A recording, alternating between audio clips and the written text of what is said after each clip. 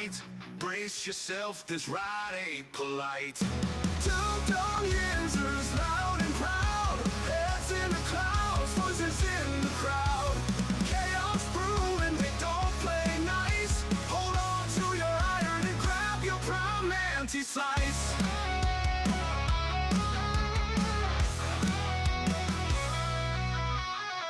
Tales from the burg with a hint of mayhem. Pierogi powered, nothing can constrain them. Knocking back stories like an icy cold brew. You never know what these two might spew. Two dumb Yinzers, loud and proud. Heads in the clouds, voices in the crowd. Chaos brewing, they don't play nice. Hold on to your iron and grab your prime anti-slice.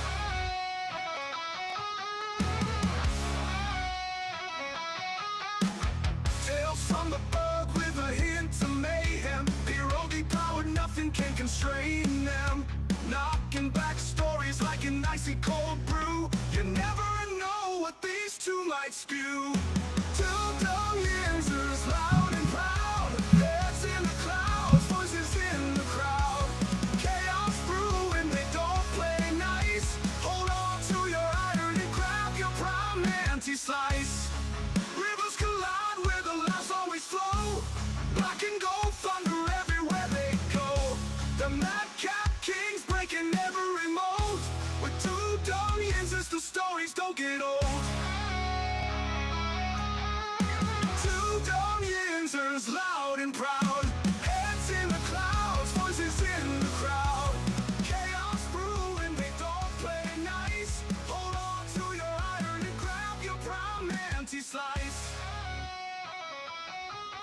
Welcome, everybody. Welcome back to the show. This is episode 771 of the Two Dumb Yinzers. I like to say this morning, everybody, welcome back.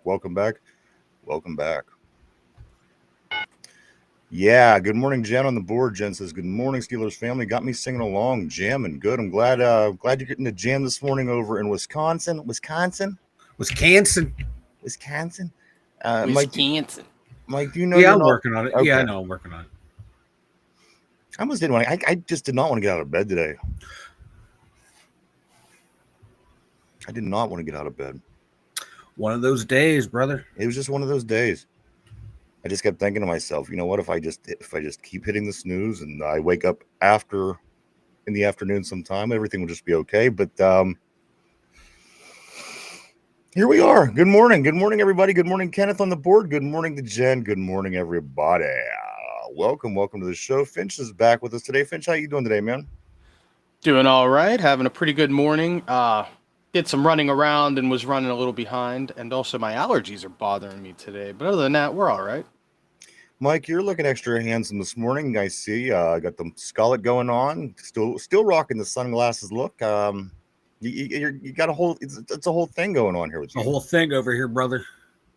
Bulk Hogan. You know what the funny thing about Bulk Hogan is? Bulk Hogan, Vanilla Thunder, one and the same, boys. One and the same. You know the funny thing about Bulk Hogan over here? He refuses to shave his beard into a the Fu Manchu. I don't get that. I think it would look good, especially with what you're doing for the gimmick for the show. What is it? You just have a weird chin, maybe? Maybe there's something about yourself. Nah, man. No. See, that's a Bulk Hogan thing, Hulk Hogan thing. I'm Vanilla Thunder. Vanilla Thunder has a beard. Ladies like the beard. No.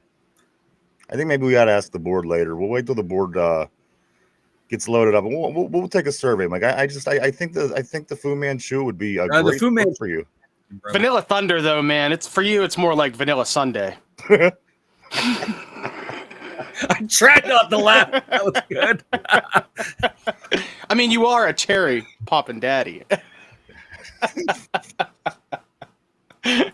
Oh, fudge. I think I missed half that conversation because I kicked out my headphones. I was laughing too hard. No, you just agreed to shave your beard into a handlebar mustache, just and change your name to Vanilla Sunday. Yeah. Good morning, everybody. Good morning. Welcome back to the show. This is episode 771. Tonight, do not forget to tune in to see Finch and the Gooners. That's at 9:30 right here tonight. Check them out. Stop by. Say what's up, everybody. The three Gooners back at it tonight. All the vacations are over with. Everybody's back and ready to get at it. Yeah, feeling better. Where did you go, Finch? You went away for a vacation for a while, didn't you? Yeah, the family and I, we just went up to Erie, a couple hours north of here, and we spent most of a week up there and had a good time. And then Tim and Ryan had things going on as well on opposite weeks of me. And then the 4th of July was last week, and we tried to get together, and it couldn't happen. So it was just one of those things, it's summertime. But we're back tonight, and we're looking forward to talking. We got plenty of stuff to talk about. I've been sending all kinds of just videos back and forth with Tim and Ryan, and just funny stuff to showcase tonight. So we're going to work on that. It's going to be a fun time. So please, 9:30, jump in. Three Gooners. Well, let me ask you, when you go up to, you went up to Lake Erie, did you guys actually get in that water? Mm-hmm. Because I know when I was up there 25 years ago, it was disgusting. It was a lot worse. When I was a kid, we went up. I've gone to Erie almost every summer since I was real young, and my family went up a lot. We used to go to Waldemere Park back then a lot, and we would go up to Presque Isle. And when I was a kid, that was when they had all the barriers and stuff out in the water were pretty new. You know what I mean? And they did a pretty good job of cleaning it up. But if you went to beaches that weren't Presque Isle, you dealt with some nasty water, man.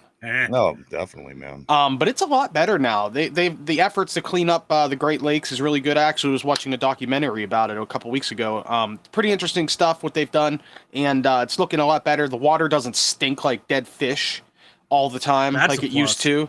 You don't see oil and gas everywhere like we did when I was kids. So it's actually not too bad up there at the lake. And hey, we spent 3 days on the beach. We had like 90-degree weather, and the water was just fine, and we had a good time.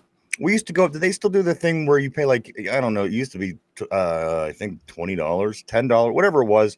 You could spend money and stay overnight on the beach, put a tent up on the beach, and just do that. Yeah, there's a couple of campgrounds on, like Sarah's campground at Presque Isle, which I stayed at one time when we were kids. I think it's not on the beach camping, that one, but it's right at the right when you enter the Presque Isle. But there is camping on a couple of the beaches on the left when you first come into the park, but we've never done that. We never tried that.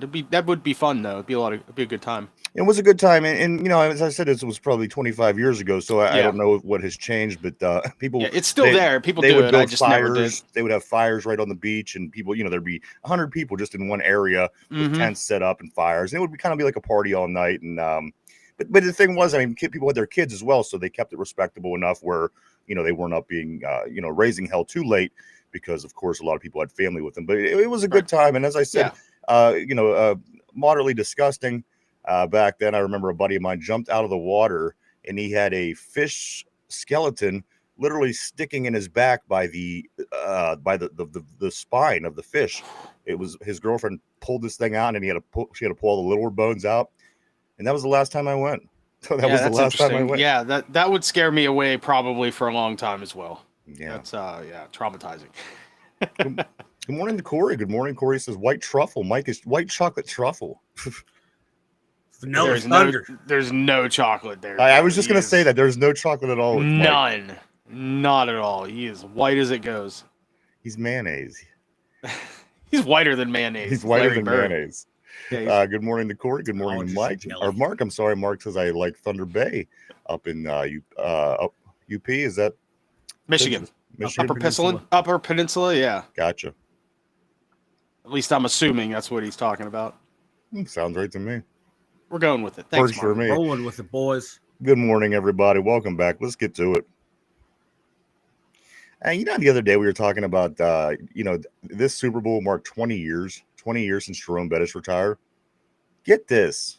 And if that don't make you feel old, next year when it hits 2026, after the Super Bowl, it'll be 30 years since Jerome Bettis came to the Steelers. He came in 1996. If that don't make you feel old, I don't feel like that I was that old of a person. I was an adult, and it's been 30 years since Jerome Bettis became a Steeler. Boy, if that doesn't make you think, way to bring down the mood, make me feel depressed. Well, when I was in school, I was in the early 90s. 30 years prior to that was the early 1960s. Yeah. Yeah. It felt like a really long time. Chuck Noll, yeah. Right. Yeah. So, geez, oh man, most of, I don't know, again, 30 years since Jerome Bettis joined the Steelers, 20 years since Jerome Bettis hung it up. Again, I guess I'm here to make everybody feel old today. I don't know.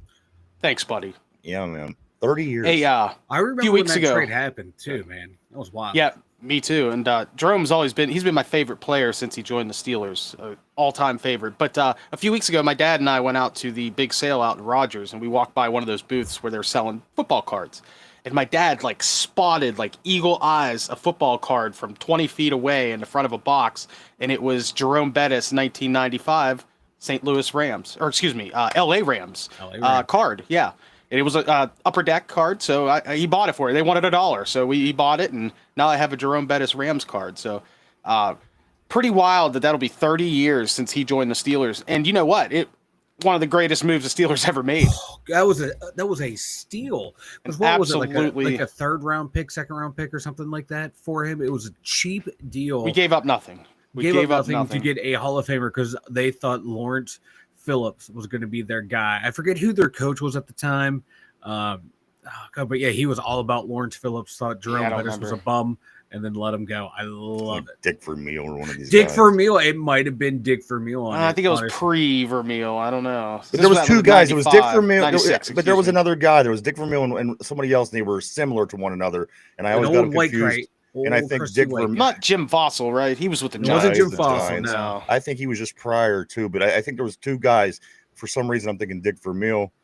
But I don't know. Anyway, you sliced the most intriguing part of that story, I think, is it's at least the 9th or 10th time that I've heard it from Finch, at least multiple times on this show. I've heard it on his show. And a matter of fact, it is so known, Finch, that you actually had that card. You showed the card. Taped to your microphone or something for You did. He had it clipped. Yeah. He had it clipped. So I don't know what's up with your volume. Your microphone's dead, buddy. But that was he's like, fuck you guys, I'm out. He's like, I'm through being embarrassed. No, he was having little mic issues. I see. Yeah, good morning, everybody. Good morning, Corey. Good morning, Mark. Good morning, Jen. Good morning to Donald Lurie on the board. What up? Welcome to the show, Donald. Donald says, I already felt old. My birthday is next week, and you just made me feel even older.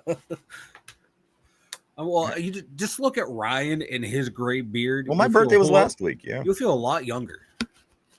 My birthday was just last week. Yes, it was. But Finch is back, looking handsome. Still with no microphone. Hey, there you go. I had a pop-up come up on my browser, which is so weird. I've never had that happen on Chrome before. And it don't have your porn playing in the background. No, it wasn't nothing like that. Yeah, I did have Facebook open, so maybe that's something there. Yeah, it popped up, and when I went to try to get rid of it, it popped up 2 more, and then it killed my window. So I'm back. Corey, let me just touch on one thing, and then we'll get to these messages, guys. I saw this before we got on today, and I thought it was rather interesting. Everybody knows how fast the technology is advancing. You see it everywhere around you. But I just saw this morning, guys. Japan breaks world internet speed record with 1.20 petabytes. I think I'm pronouncing that right. Petabytes per second, enough to download all of Netflix in 1 second. Now that's what I'm talking about. I mean, come on. It isn't, it's not going to be long. They're going to be shooting this shit directly into our brain because, a lot of people will do that. And I think that's coming. But guys, it just goes to show you, download the whole entire, everything on Netflix in just a second. Yeah, that's pretty, I need that for when I do online gaming. Jesus Christ. Yeah, I was gonna say, can we get that in my PS5? Like you'll be making moves before anyone else does. You'll be in the future. I can't even get my keyboard to work. And people are using technology that's this advanced. It's far beyond me, but we'll get it. Good morning, everybody. Good morning to John on the board. Let's get caught up on some messages, guys. I don't want to get too far behind. There's your buddy Ryan's on the board. Finch, nice seeing you, Ryan. Great to welcome to the show, sir. Let me jump on a couple of these messages, guys. I gotta go down further than where I seen the Klansman message. I don't know what that was. We gotta get some context in that one. Jen, I would like to see Mike do the truffle shuffle. Okay, I see. You guys remember the truffle shuffle from Salute Your Shorts? Goonies. The Goonies. And then the awful waffle was Salute Your Shorts. Yes, awful waffle. With the Mark Malone, good morning. He says, "Oh yeah, the Upper Peninsula man, American home of the Nordic kinsmen and a few clansmen. Okay, I see where we're at here.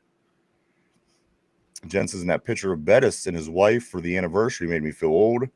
I mean, that was after the Super Bowl. He got married after the Super Bowl, and he's going to be married 20 years. And I did see a picture of his son, Jerome Bettis Jr., of course, going to Notre Dame. We talked a little bit about that. It doesn't quite appear like his dad did when he was in college. His dad was a little bull, and Jerome Jr., tall, slender kid. So good for him, nonetheless, guys. That Pittsburgh that Notre Dame team is going to be a lot of fun to watch over the next couple of years because it has damn near every former Pittsburgh Steelers son playing on that team. Why are we not more interested in Notre Dame around here, guys? With that going on, with Ike Taylor's son and Jerome Bettis' son, and who was it? There was somebody earlier this week's son, and Larry Fitzgerald's son. Why as Pittsburghers are we not more into Notre Dame? That we just what is it, Mike? We are all because it's all about you're either Pitt, Penn State, WVU in this area.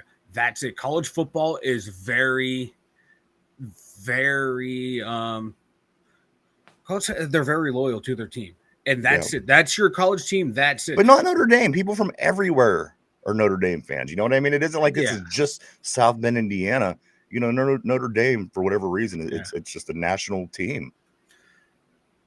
Yeah, but around here, man, it's very that's your team, that's your college. You're a Penn State fan or a Pitt fan. You cannot root for either. You might have liked Joey Porter here, but when his kid went to Penn State, you hated Joey Porter until he got drafted back by the Steelers. See, I never hated Penn State I never hated Penn State until I met Penn State fans. Oh, they're obnoxious assholes. They are obnoxious. They're I don't know. They're elitist. They're kind of snooty. They're snooty. And out there in the country, in the woods, in their own little weird cult out there. That's why I have no problem with Penn State. I really don't. If they didn't have fans, I'd probably be a Penn State fan. Corey says that's true. Corey says we know how to grab good running backs: Franco Bettis, Fast Willie Parker, Rashard Mendenhall, Muelde Moore, Isaac Redman showed flashes. Of course, James Conner, Le'Veon Bell, Warren, Najee, what a list, not to mention fullback Dan Kreider. Dan Kreider was the shit. How many times would you see him pancake Ray Lewis? It was a thing of beauty. Him and Alan Faneca would just bully Ray Lewis. It was great. Jen says Finch having mic issues or mic issues. Yeah, I wonder which one. John says this morning at 61 years old, excitement is having a female urologist. I would imagine, yes. I'm not going to disagree with that. There's a T-shirt. Yep. Quote, Finch, John. Finch, Ryan Harris is on the board. Of course, a fellow Gooner. We'll see him tonight. He says, Jeff having whiskey, Mike couldn't get it going. Donald says, I don't know if you can answer this question, but how do dead cap money affect the salary cap? We'll get right back to that, Mike. We'll explain that in its entirety. Let me get caught up on these messages just so we Googled that. I read that message a minute ago, so I have an answer up here. So we can talk about that in a few minutes. Yeah.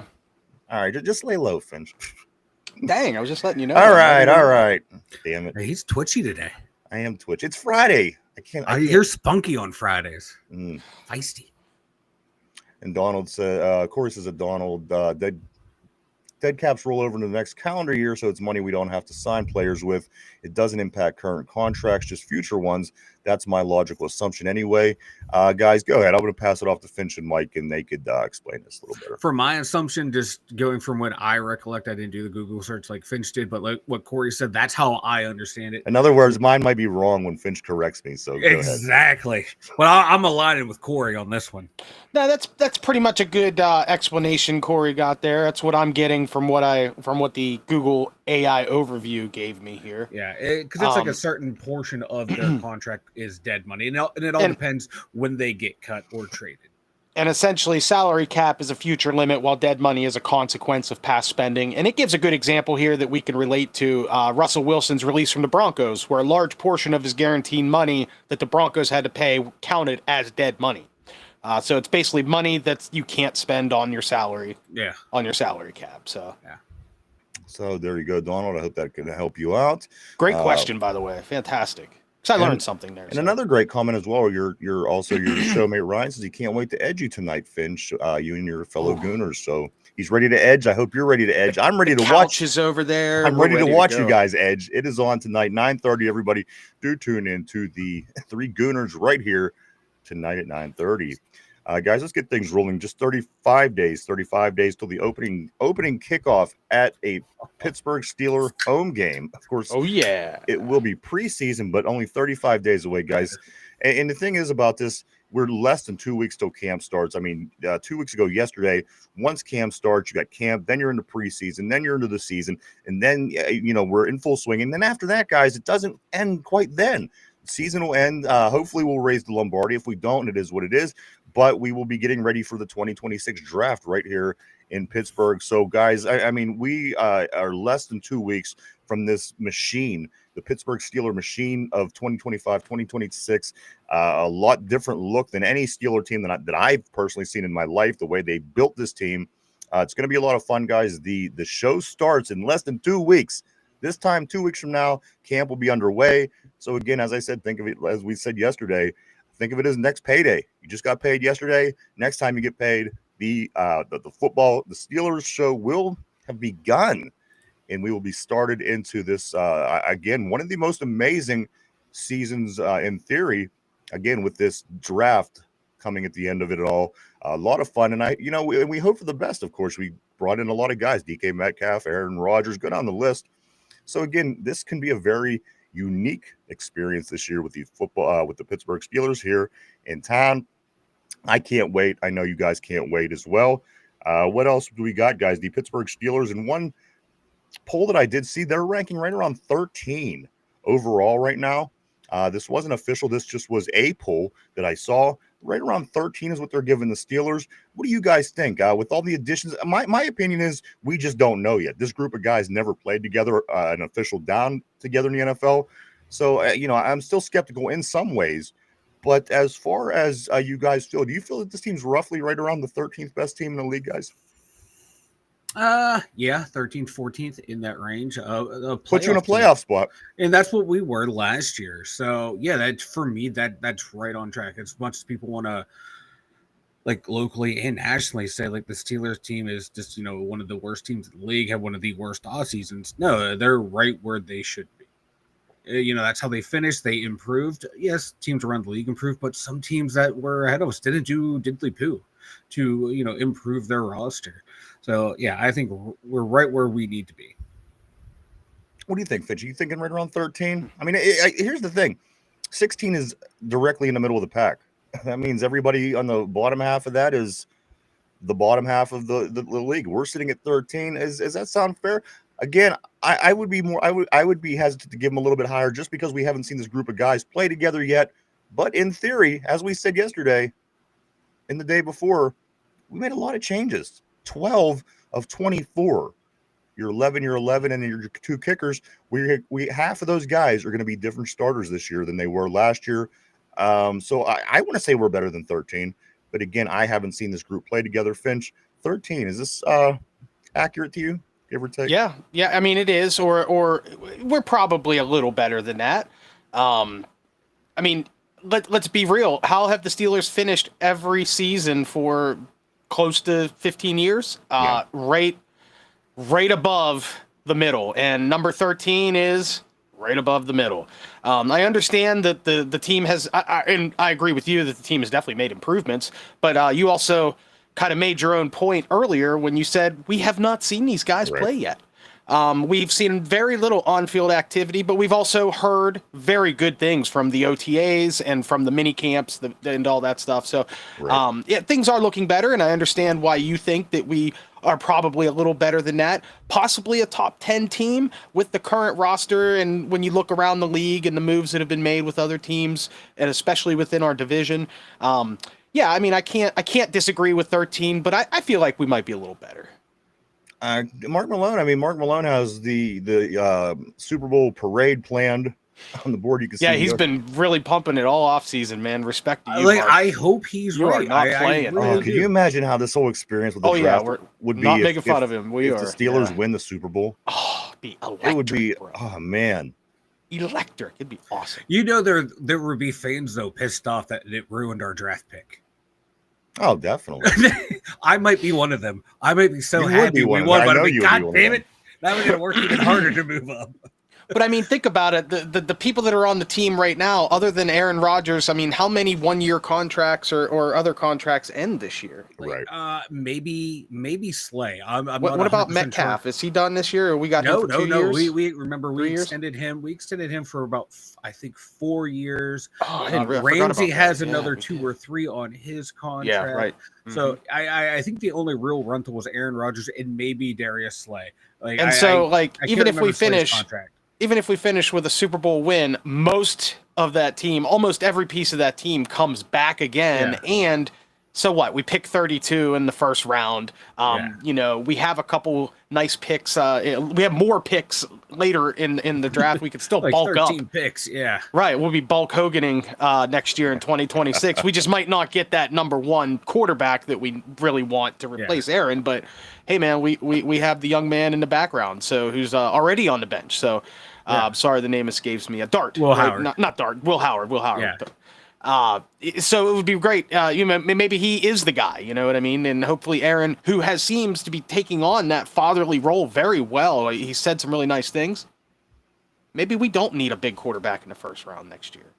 It could be. John It said all about depends. 25 contracts are done next year, except another big turnover. Expect another big turnover next year. Yeah. I was just looking at it now. But for like the guys that we brought in, though, Maybe the starters, though?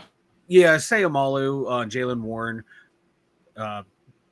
Those are the 2 big starters. Everyone else are kind of like backups, but key backups right. like Calvin Austin, Kenneth Gainwell are up there. Cole Holcomb, he might not be back. Juan Thornhill I might keep not forgetting be back. about Kenneth Gainwell. Me too. I was going through putting guys on the thumbnail today, and I came across Kenneth Gainwell. I'm like, talk about a forgotten player. Let me get caught up in some messages, Mike, because there is something that I do want to touch on. I see here in the messages, but I don't want to get buried. Let me get back to Corey. Corey says, I just remembered that from AB's situation, and I think voidable years does the opposite and turns it into a year-to-year contract, so we aren't tied down long-term and can save money potentially. Correct. Jen says she's scared and excited at the same time. That's kind of where I'm at with the Steelers. But ultimately, that's where I'm at every year at this time. You just don't know what to expect. You hope for the best. Mark Malone is saying that we're going to be a top team right now. He also says we're a Super Bowl contender. My issue is with the next comment that he makes. Mark Malone says we can beat KC, we can beat Buffalo. Let's say we can. Can we beat KC in Buffalo and Baltimore in back-to-back weeks? And then a top team from the NFC? That's the big question. Beating a good team shouldn't be, obviously we haven't won a playoff game in forever. So beating one of these good teams should be an accomplishment, but beating one of these good teams is nothing more than beating a good team on any given week.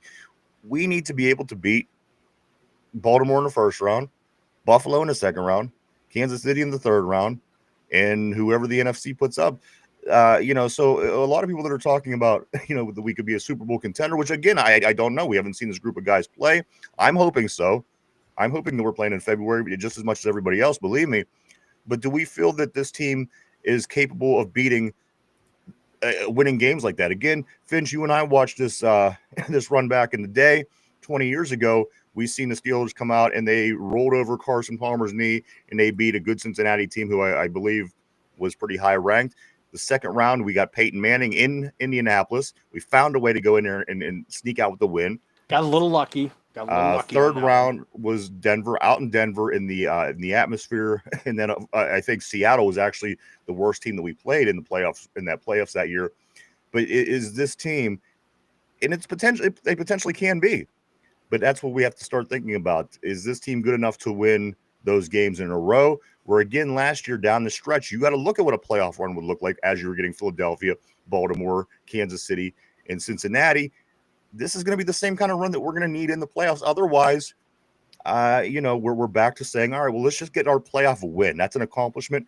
It's too an all-in situation for me for that. I want more. With everything that we did, I don't want to just win one playoff game. But are we good? Do you guys feel that this team is going to be good enough, without seeing them play it down together, to make a run like that? I think we're good enough. To make a run like that. to win multiple games in a row that we lost down the stretch last year, to win multiple games in a row against these caliber teams in January.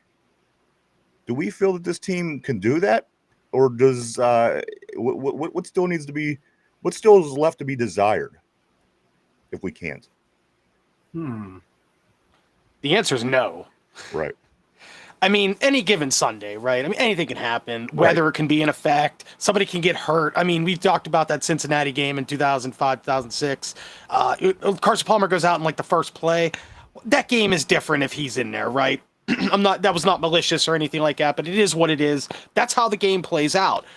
The Steelers, though, just being good enough, also go back to that 2005 team that you bring up. Yes, they were that number 6 seed. They were scrappy. They came back and won, and that's Cinderella's a thing that you would love to see, and you think anybody can do it. But that team was loaded with Hall of Famers, and a couple of them still are going to be in the Hall of Fame in the next 10 years or whatever. Does this team have that many Hall of Famers? I don't think so. I mean, Aaron Rodgers, of course, but you know what I mean? Like, yeah. One season, but if he wins it, then yeah, Hall of Famer, great, did a great job. But that's what you got to think about too. I think comparing this team to that team is not a good way to look at it. But when you're talking about being scrappy and all that, you would like to. As it was happening back then, these guys weren't great Steelers. Right. Timo Von Olhoff, and then right. You see what I'm saying? So I mean, at the time, you're looking at it and you're hoping that this team is going to be good enough to win playoff games as well. They ended up doing what they did, and now we look back and we love that team. But the talent was there. And that's the reason those guys went or are going to the Hall of Fame is because of that season. It's a huge part of their, their legacy of the players and of the team. So I'm not saying that there aren't those guys on this team. One or two guys could end up being those guys in the future. But I just don't see this team being that caliber. And our opponents are so strong right now. The AFC at the top is so loaded. The NFC at the top, I mean, the Eagles, the Lions, fantastic football teams. It's a tough road for the Steelers, man. I hate to be negative, but it is what it is. But mark my words, Mark Malone might be right. Maybe they squeak it out. Maybe they find a way. I hope he is. Like at the end of the day, I think we all do. Let's get. Yeah, Mike, go ahead, man. I was gonna say they have the talent. But I think it was kind of saying on the board that you'll get to, but they consistently prove it. They have to be consistent. And this team wore down. I was gonna, after Finch done asked this question, I was gonna turn to you and say the same thing. I was gonna say if we were, we picked up a lot of talent this year. That shouldn't be the question. We do have a lot of talent, but is this team going to be able to play together long enough? Usually teams play together for years before they're able to make a run. Look at what Philadelphia did and the steps they made to be that team that won the Super Bowl last year. Now, with that being said, one could also turn around and say, well, you take, these 1 year wonders, when Tom Brady goes to Tampa Bay, or when the thing that Denver did with Peyton Manning. So, I mean, it doesn't have to be, you have to play with the guys for years. It helps, but it does help. But these custom made to win teams, sometimes they do pull it off. Can we be that kind of team? They can be, because you have like Aaron Rodgers more or less saying, "Hey, I'm done after this year." He's going to want to go out with a bang. Right. Jalen Ramsey, he's had that taste of a Super Bowl, and he's a guy who wants to win. So he's going to want to play. Darius Slay said when he came here, he wants to get back to the Super Bowl. He wants to show these guys what it takes to win a Super Bowl. So that he's bought in. DK Metcalf seems bought in as well. Everyone that they've brought in has said the same goal is to take this team as far as they can. So they have that mindset. Isn't that the goal of every football player?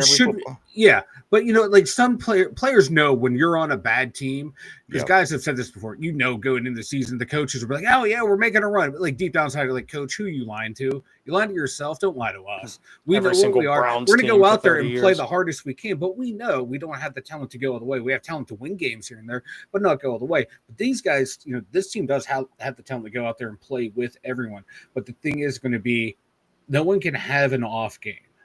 Like, none of the stars can have an off game. They got to be locked in every game, ready to go, because that's this team is going to be built around those guys. It's going to be built around Aaron Rodgers, DK Metcalf. They have to be lights out every game, or the run game has to be lights out. On offense, defense, TJ Watt, Cam Hayward, Jalen Ramsey, Darius Slay, Joey Porter, they all have to be locked in, ready to go every game. can they do it? A lot of these guys have proven that they can, but we have some guys on this roster who we all love, have proven they can't consistently do it in big games. They can do it in big moments, but when it's a big game, can't do it. Now they just need to step up into that.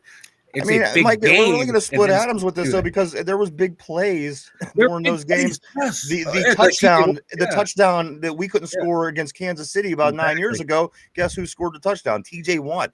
So, I mean, it's really splitting hairs at this point, and we're tending to lean toward the hairs that land negatively because, of course, we are down. Our team hasn't won in 7 years.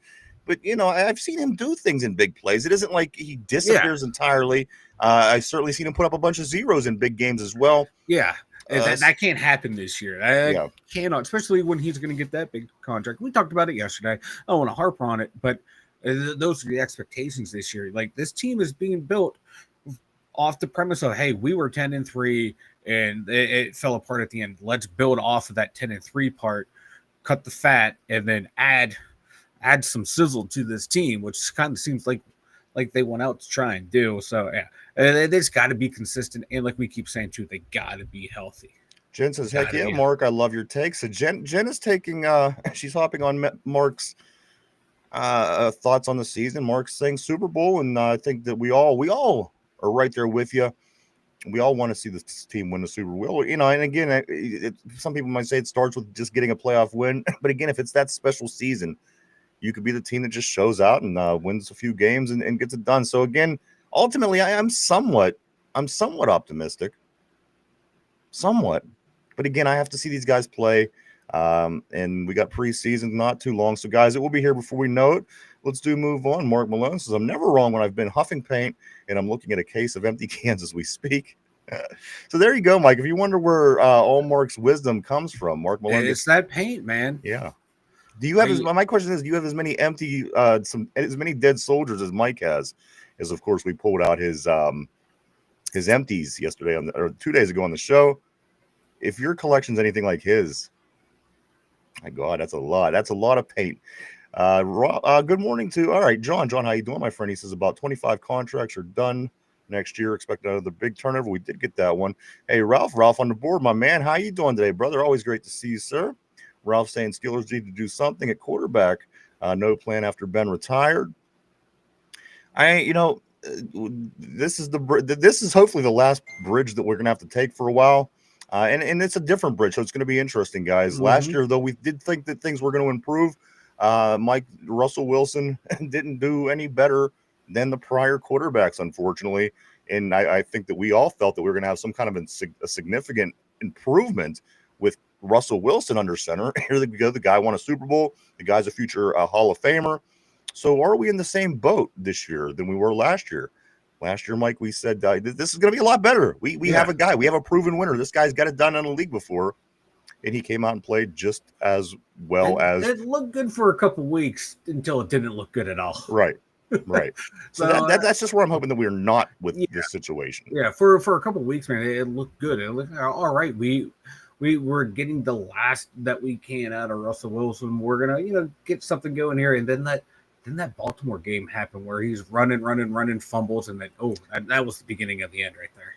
That was almost a turning point. You're right. It felt like a turning point. It felt like if he scores on that long run or holds on to the ball, gets down, and we go and score a touchdown, it's like we got Baltimore on their heels in this game. We're going to sweep the season series here.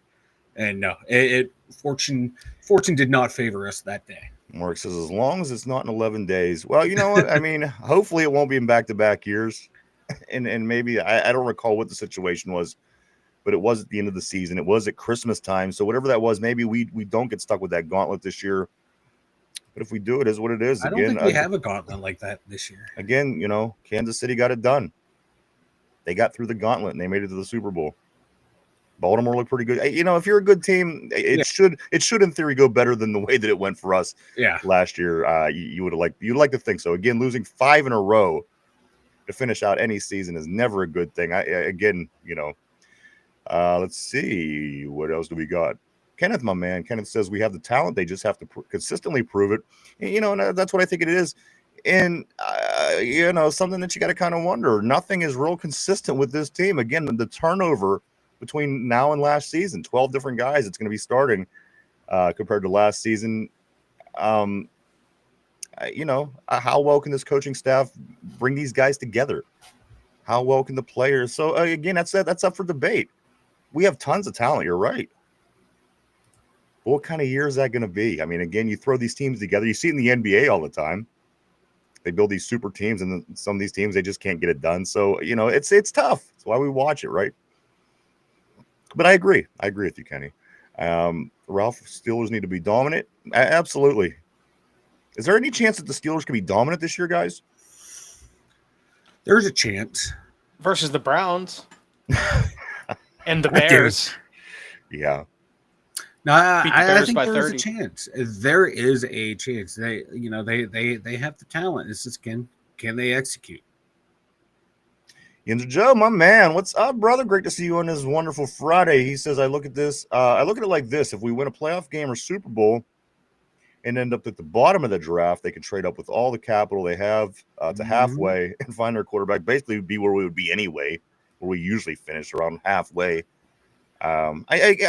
Listen, I'm not afraid to win the Super Bowl. Don't get me wrong. No. The whole reason we have a draft and go through this whole spiel is to win the trophy. Let's not try to win the Super Bowl. Let's worry about the draft.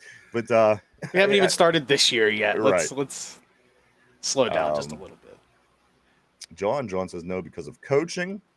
John, great point. That's one of the consistent things with the Steelers team that has been also consistent with the record and the playoff losses has been the coaching. I'm not saying we should fire Tomlin next week, but that's a great point you make there. I mean, can the coaches take this talent to the next step? I would like to see somebody come in, Finch, coach-wise, that really takes their position above and beyond.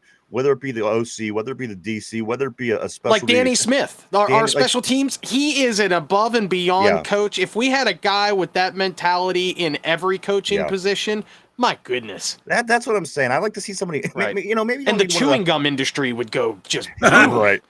I mean, it doesn't have to be one of the highest paid. It doesn't have to be a guy that has a high caliber. It's somebody like Danny. I mean, come on, Danny Smith looks like a guy you'd see running downtown. down the side. Dude's 70 years old. He's running 30 yards every single special teams play, and he's yelling and screaming. You gotta love it, man. What it is about the person, that's what we need. We need somebody to be able to come in. I agree. And like I said, if you get either the defense to shoot up to the top, their play top in the league, offense, whatever the case may be. I love Mike Tomlin's quiet strength, but you're 100% right, man. If we had a couple more guys like him, that would be fantastic. Let's see. Jen says physical play is what they have to do.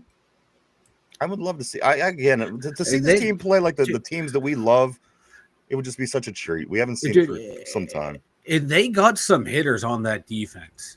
Like Deshaun Elliott is a modern day Ryan Clark. He's like, I'll give you CTE and I'll get CTE too, but you're not gaining another fucking yard. I love it. Jalen Ramsey's the same way for a corner. It's not my frontal lobe. I love this shit. Exactly. He reminds me of Rod Woodson, not afraid to put his nose in there on the run plays or anyone else. He's a hitter. Our linebackers are all hitters. We're getting some big beefy guys up front. Go watch Derek Harmon film. He's a hitter as well. So they got hitters on this defense. They just need to abuse other teams' offenses. Now, we can't be like the 2008, 2010 Steelers defenses here getting rules rewritten on us because, the league has gone soft. But yeah, in the confines of the rules, beat the fuck out of these guys. Mm-hmm. You got physical corners, beat up wide receivers. Make them afraid to play against you.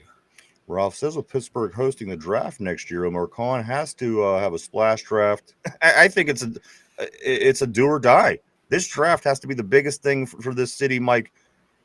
This century. I really think. I just don't want them to ahead, reach. I'm sorry. I'm just playing with you. I just don't want them to reach. You know what I mean? Like, right. So everyone's expecting us to do this. The guys, like the two guys that we really wanted, we weren't able to trade up, get them. But we're going to try to get this third guy who we don't want at all just to appease the fans. Don't do something like that.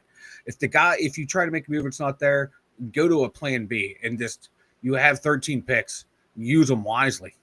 But I get what everyone's saying. You want to make a splash, but do it smartly. And so John for him says, and who came up with the Ravens playoff game? Oh, jeez, oh man. Well, here's the thing.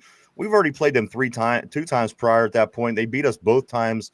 I mean, they only beat us once, but come on, if Justin Tucker was himself at least 1 point during that first game, they beat us 3 games. We didn't, in fact, win the Ravens game the first time. They lost their game to us. His massage didn't go well that day. Massage didn't go well, obviously. Yeah. But you're right. The playoff game plan was pathetic. It almost seems like you're expecting the every year when they do make the playoffs for things to look better, and it's just not. Why you're just seeing the same shit that you've seen 5 years ago when we got blown out in the playoffs. So you're right. Definitely need some improvements in a lot of different areas. We'll get into it more, guys. Corey Beaver says Cincy fans still hate us like they do because they still believe Carson Palmer was targeted. So it depends who you at. You know what the thing about Cincy is, though? F them. Yeah, exactly. They're nothing. Exactly. If you watch the play, of course he was targeting Carson Palmer. He's a defensive lineman. This is what you do. You go after the other guy. He tripped and fell into, Carson. He was just trying to make a hit. He didn't hit him late. It was just a bad luck situation. Carson's foot stuck into the turf and allowed his knee to twist. What are you going to do, bud? You know what? They were going to lose that game anyway. Yeah. They were disrespecting the terrible talent the last time they beat us that season. You get exactly what you deserve. TJ Houshmandzadeh, you put this on your quarterback with your goofy ass. Houshmandzadeh. I say Houshmandzadeh. Shining your shoes with the terrible towel. Yeah, you got what you deserved. 34-17 against Cincinnati, 20-18 against Indianapolis, 34-17 against Denver, and 21-10 against Seattle. Guys, we need to make it a run like this again this year. It would be fantastic again, especially with the draft coming just a few short months after the Super Bowl. Let's get back on the board, guys. There's a lot of great things. That's why, Mike, I'm not rushing. I'm really not. I'm just trying. No, you're good, bro. Heading into the weekend, I don't want to leave anybody off. I don't want to leave anybody out. Let's get back to the board here. Vegas, my man. He says, "What's up, everybody? What's going on? Vegas. Good? Always great to see Vegas on the board." John says, "Talent and coaching is better now across the league." And that's the thing.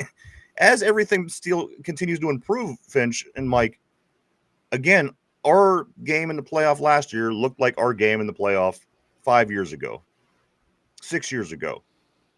When are we going to start seeing some of those fundamental improvements as a team overall? I want to know. Everybody wants to know, of course. I guess that's the $1 million question. But yeah, we have to improve as a team. No two ways about it. Everybody else is, and we can't fall behind, guys. Jen says everything on DK's X post is fire. I'm not sure, Mike, if you want to look into that. DK Metcalf posting on all of his stuff he puts on Twitter is just good shit. Okay. Vegas says, I think every position room got better this year except kicker since the Wizard of Oz is back. It seems so, guys, right? But again, if we hadn't seen last season play out and we're looking at last year's roster, we're looking at this year's roster, it's hard to tell because we've already seen last year happen. Yeah. But we got to remember how confident we were and how positive we felt going into that. And we're kind of there again. That's my only concern is, I just don't want that kind of letdown. But again, is 10-3 after 13 games? Is that a letdown? No, not at all. It's that we got to figure out that way. Yeah, we have to figure out how to beat good teams and beat them again consistently. Because there's a good core on this team, and now it's just flushing out that core and adding to it. We're adding pieces to that core. Because this was an average team for a long time, and now that core is getting better and better. That's part of the reason why we've been getting our ass kicked in the playoffs. We took a lot of average teams to the playoffs. When Mitch Trubisky is your starting quarterback in a playoff game, do you think you're going to win that game? He was the only one of these guys that had a losing record. I can't believe it. Yeah, so it's when Mason Rudolph is your starter in a playoff game against Josh Allen and the Buffalo Bills that are taking it sucks. It's disappointing, but you have to look at it realistically. Did anyone go to those games expecting the Steelers to pull off a victory? You know what I do? Every game that we play, I think to myself, maybe something will happen that we could possibly win. Maybe TJ will make it happen at some point. And obviously reality hits you, and a lot of times the better team does win in the playoffs. In these it's disappointing. Right. It's frustrating as all get out. But you looking at it objectively, I don't know. They are also, Yinzer Joe says you can see him looking at Jordan Whitehead. He's from Aliquippa. Bring him home. Jordan, I would love Jordan to come here. Yes, he's He's from my high school. As a matter of fact, we went to the same high school. My school and a neighboring school merged, and he played for that particular school. But yes, I would love Super Bowl winning safety, hit playmaking. I mean, the guy is a superstar. He was on Tom Brady's Super Bowl team. Again, there's a lot about this guy that I love. He's a cannon. He shoots out. He's in every tackle. He makes big plays too. He's dude, and then like There's I said, a history of making big plays all the way back. I've never seen the guy not make big plays. Like I said, you watch back through Pitt, you watch back through high school. Jordan Whitehead is a playmaker. He's fast as can be. He's always home. I do see he does a lot of things with the school now, but I would love for Jordan to come back home. And he's only 28. You know, he'd be relatively young in that secondary. He came out a year out after Robert Foster. You guys remember Robert Foster was the receiver that was doing amazing for Buffalo, and he scored that touchdown, and he was swinging the ball around like this after Josh Allen hit him on that long play. Both of those kids were from the same school, just 1 year ahead of one another. I would love to bring Jordan Whitehead home to play for the Steelers at least one season. Let's give it a shot. If it don't work, we could move things around, but would love that actually. John says adding players won't fix the issue. Vegas said, "Is there anything to do in New Kensington?" Yeah, drive around and look at boarded up buildings. I was gonna say, that lock your doors when you're pulling up the red lights. Yeah. They just built another Dollar General there though, so if you need some bubble gum. Mark Malone says no, probably not. I still have all my hair. Vegas says Jack Lambert days from game 1 versus the Jets. Yeah, that's how we got to play like against these teams. I mean, could this defense pull a mindset together like a 2000 or a 2012 Baltimore Ravens Ray Lewis run, where again 2000 that wasn't the best offensive team by far in the league. This team managed to get it done with a defensive mindset that Ray Lewis led the way with. Again, 2012 that wasn't the greatest team ever. I mean, come on, we play them every year. I didn't see anything super special about this Joe Flacco led team, but that Ray Lewis run. Sometimes you get the guys to buy into what you're saying. Do we have a guy that could be that leader on our defense? Do we have a defense that could potentially be a Tampa Bay defense of 03, a Baltimore defense of 2000 or 2012, a Steelers defense of 28 or 08? Yeah, I don't think we don't have a Joey Porter on this defense that you see people getting fired up and rallying the guys game in, game out. Watt does his little thing before with the guys, but you don't see him on the sidelines the way you saw Porter or the way you saw Greg Lloyd, those guys getting everyone amped up to go. Maybe Jalen Ramsey can be that guy.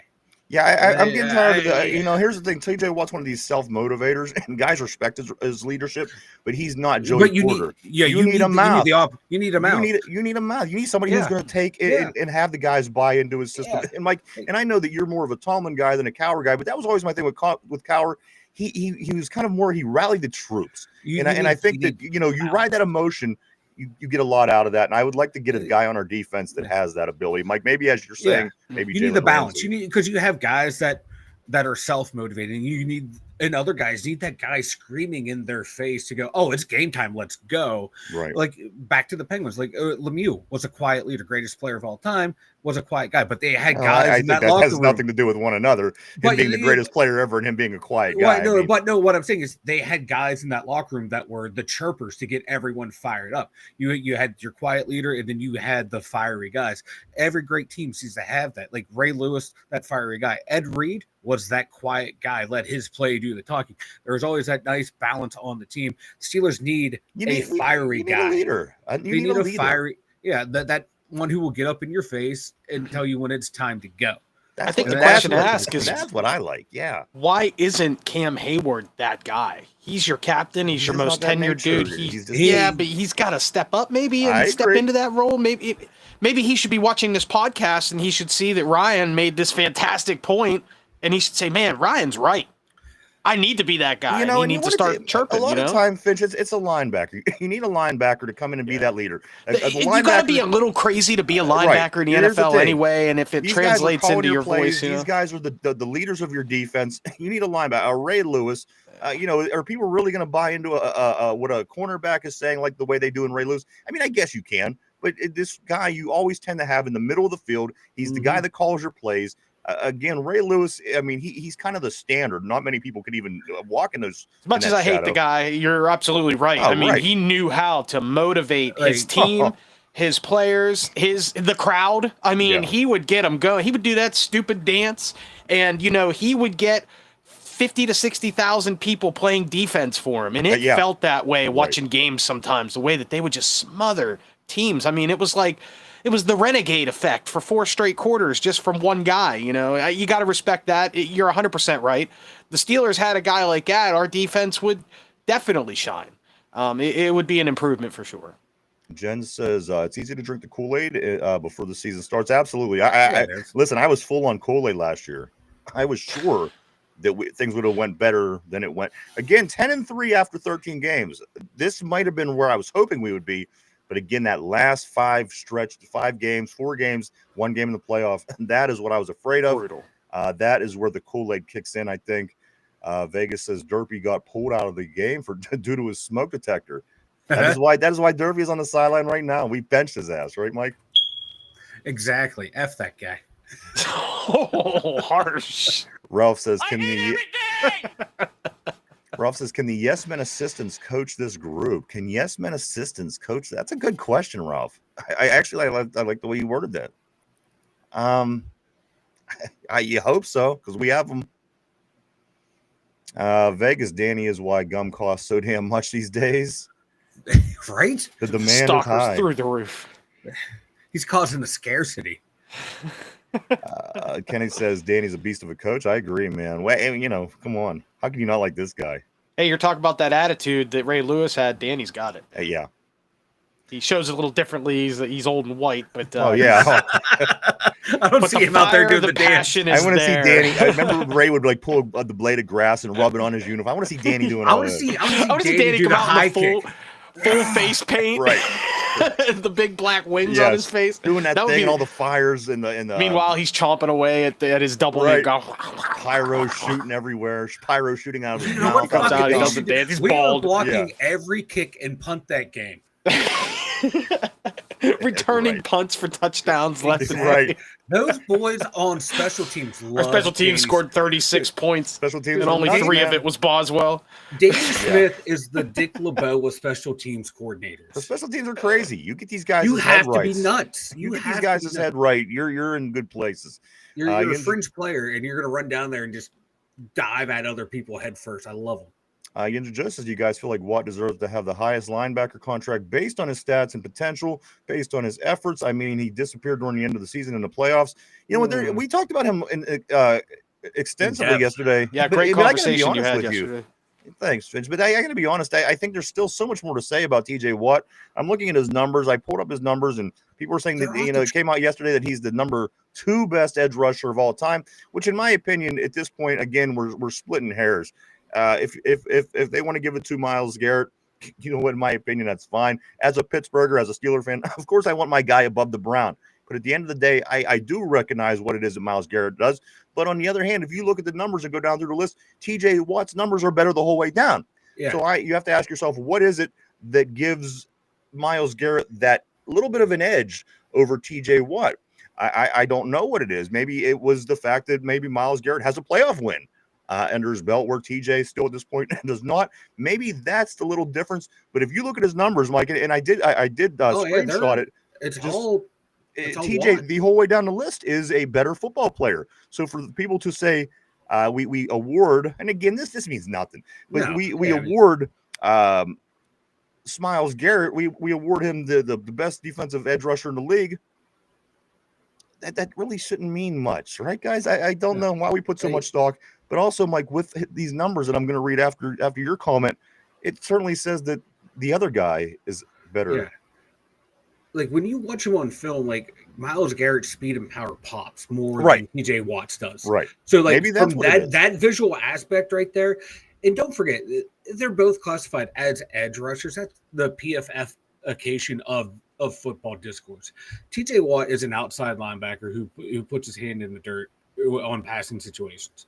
Myles Garrett is a defensive end in a traditional 4-3 defense, and so their responsibilities are similar, but they're different. Watt can drop back into coverage in any play. You never know what's going to happen. Well, I mean, if we're looking at it that way, but Mike, but it's just like they're two different positions. Myles is more, he has to focus on the run first, whereas Watt focuses on getting to the quarterback first. So they have different responsibilities. But I think it's, you watch the film, to me, Myles Garrett's athleticism pops way more than TJ Watt's. And maybe that's what it is. But you look at the stat sheet, who's number one in just about every statistical category between the two? It's TJ Watt. So I don't think, Mike, at the end of the day, you know, like you guys are saying, I mean, if a linebacker, I don't know what position Micah Parsons is, but you know, it seems like if a linebacker gets 18 sacks for whatever reason, you know, it would be him. So position for position, I don't think it matters. Yeah. But let's look at the numbers here, guys. This is in. Okay, so Watt started 121 games. And Myles Garrett started 114.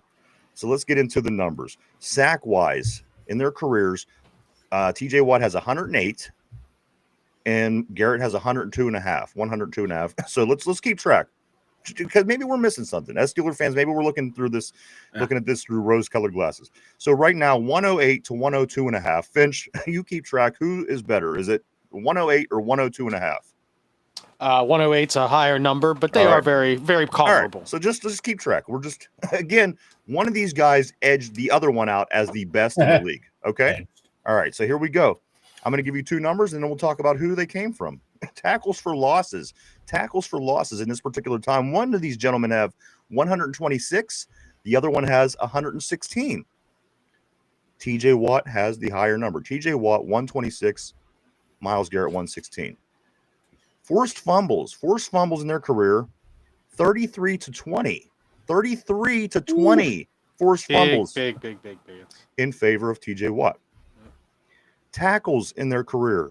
One guy has 462. The other guy has 352. That's 110 more. TJ Watt has more. Interceptions. One has 7 and one has none.